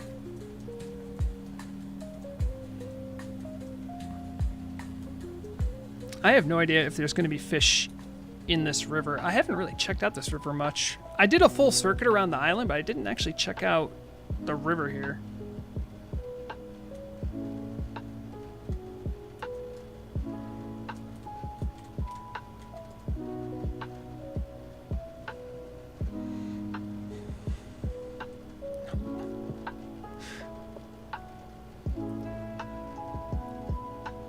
I'm sorry, I'm trying to wrap my head around the Lord of Vengeance in Mandalore.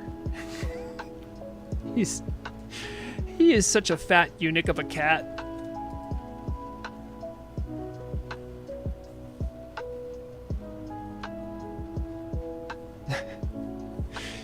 Since I'm clearly, you know what, Parody? I'm not a dev, but I did accidentally put something in the game almost like that. I've told this story before, but when I was on the PTR to make class highlight videos, if you watch the highlight videos, they're featured on the Turtle WoW YouTube. If you look at them, you'll see in a lot of cases I'm showing off like new abilities by hitting test dummies. So while I was on the PTR, I had like all like these scenes set up and I put test dummies down. I would spawn them in with like GM commands, because on the PTR I had like mega GM commands, right? There are... After the patch came out, I got some upset devs and GMs going, "Hey, Vrograg, there's a test dummy in the middle of the Barrens. Have any idea what that might be? And I go, well, you know, I thought I removed that one. I think there was a total of 4 that I forgot to release, or forgot to erase, rather. 1 stayed, though, and I made an impassioned plea on all of your behalf, by the way. If you go to Frey Island, you will see a like a target dummy right just to the like left of the entrance to that main building. I put that there, and when I was trying to like check to make sure I removed them all, that was one that I found. I'm like, hey, I left this one here too. And that was one of 2 where I said, okay, but hear me out. Maybe leave it. People are here to train their weapon skill. It kind of feels like it makes sense to leave it here. That one I got through. The other one was an archery target in the middle of an open, empty field in Brill. And they're like, nah, get rid of it. I'm like, oh, man. But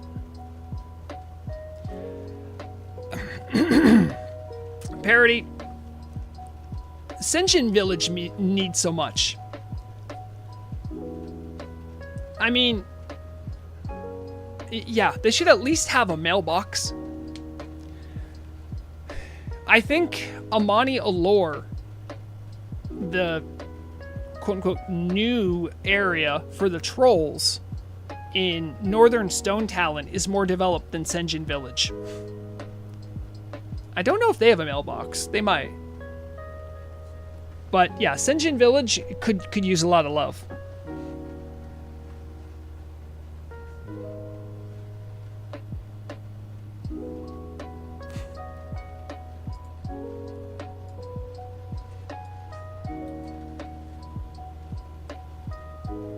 I still like Amani Allure. It's just, compared to some of the love and polish that the Alliance races and new factions or expansion factions got, it has like, man.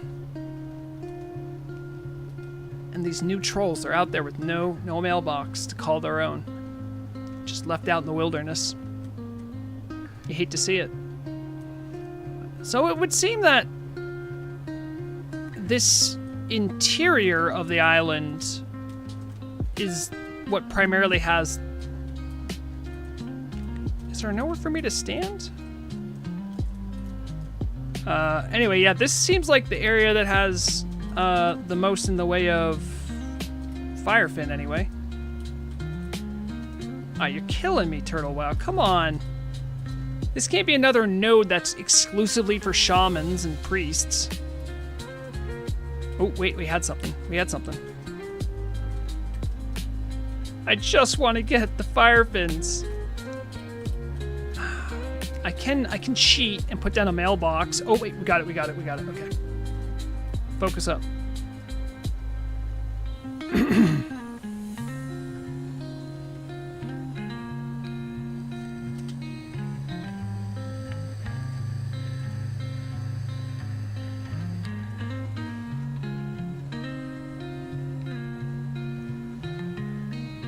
The best part of Senjin Village is Mr. Pinchy. The quest to get a little crab called Mr. Pinchy. I had so many ideas. I still have many ideas. I wrote a big suggestion thread about ways to expand the fishing game within Turtle WoW. I don't know how seriously they're taking the submission. I know they have their eyes on the prize right now as far as working on 1.18. But I also know 1.18.1 is going to have a survival rework. So maybe, just maybe, imagine?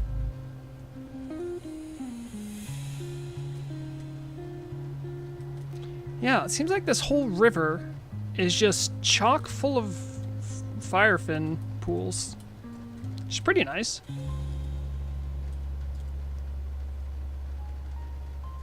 Where did that bobber go? Okay, I'll try from over here. Ricky, how's it going? Wait. Ricky. Wait, is that Ricky? As in Blackwing Guard Ricky, or is this a different Ricky? I think I had associated you with Ricky from Blackwing Guard Ricky. If you are a different Ricky, please disabuse me of this notion.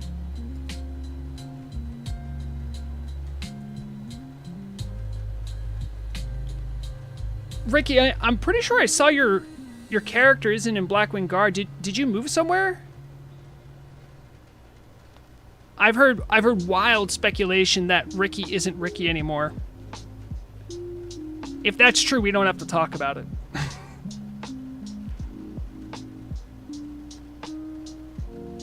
That's a bummer.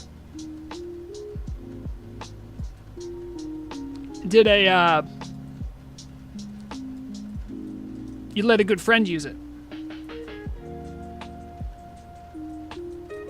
Perfectly allowable by the rules.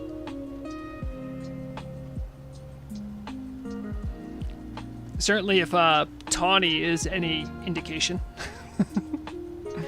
Tawny was like an old veteran who like is now used by like 3 other people.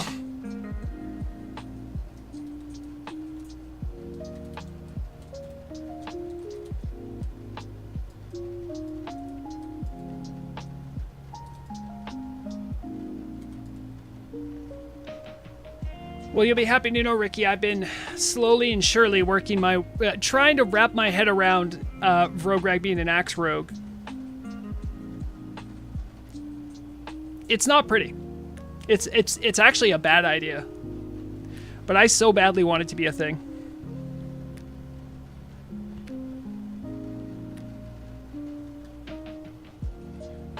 I imagine Hot Step and Ricky, you guys would get along because you both like killing people.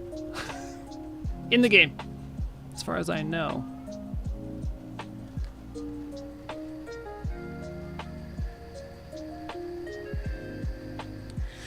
Oh, okay. So, there is a character named Ricky with 2 Ks from Blackwing Guard who I think I had conflated you with. If you are not that Ricky, that's fine. But if you are, I was trying to get to the bottom of that Ricky having left Blackwing Guard, and rumors abounded about that Ricky no longer being in control, that person no longer being in control of the character.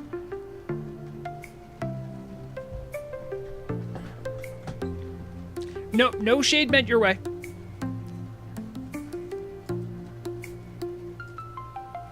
But, you know, as the news orc, I'm always trying to get to the bottom of the story.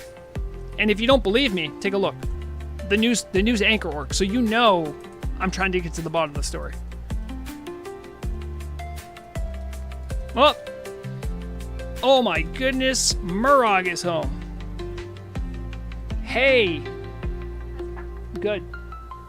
You wouldn't believe it, but he is starving to death, despite me giving him a bunch of dry food. Hey, buddy. How's it going? All right, I'm going to finish up with this pool and close stream out, spend some time with my lovely, better than me at the game wife.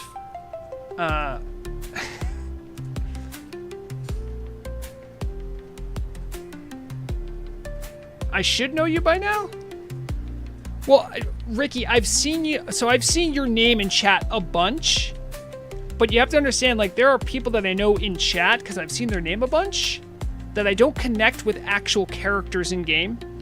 Like, little Karen is Lizzie Babs, but I know them as Lizzie Babs in stream chat. I'll even call them that mostly. But sometimes I forget who they actually are.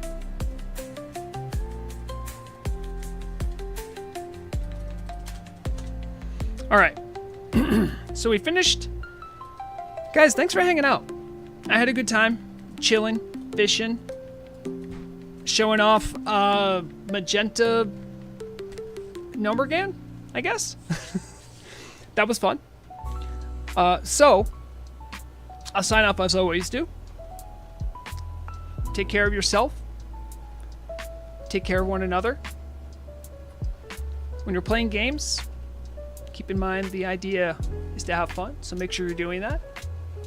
And as always, remember, the deadliest weapon is knowledge. Bye, guys.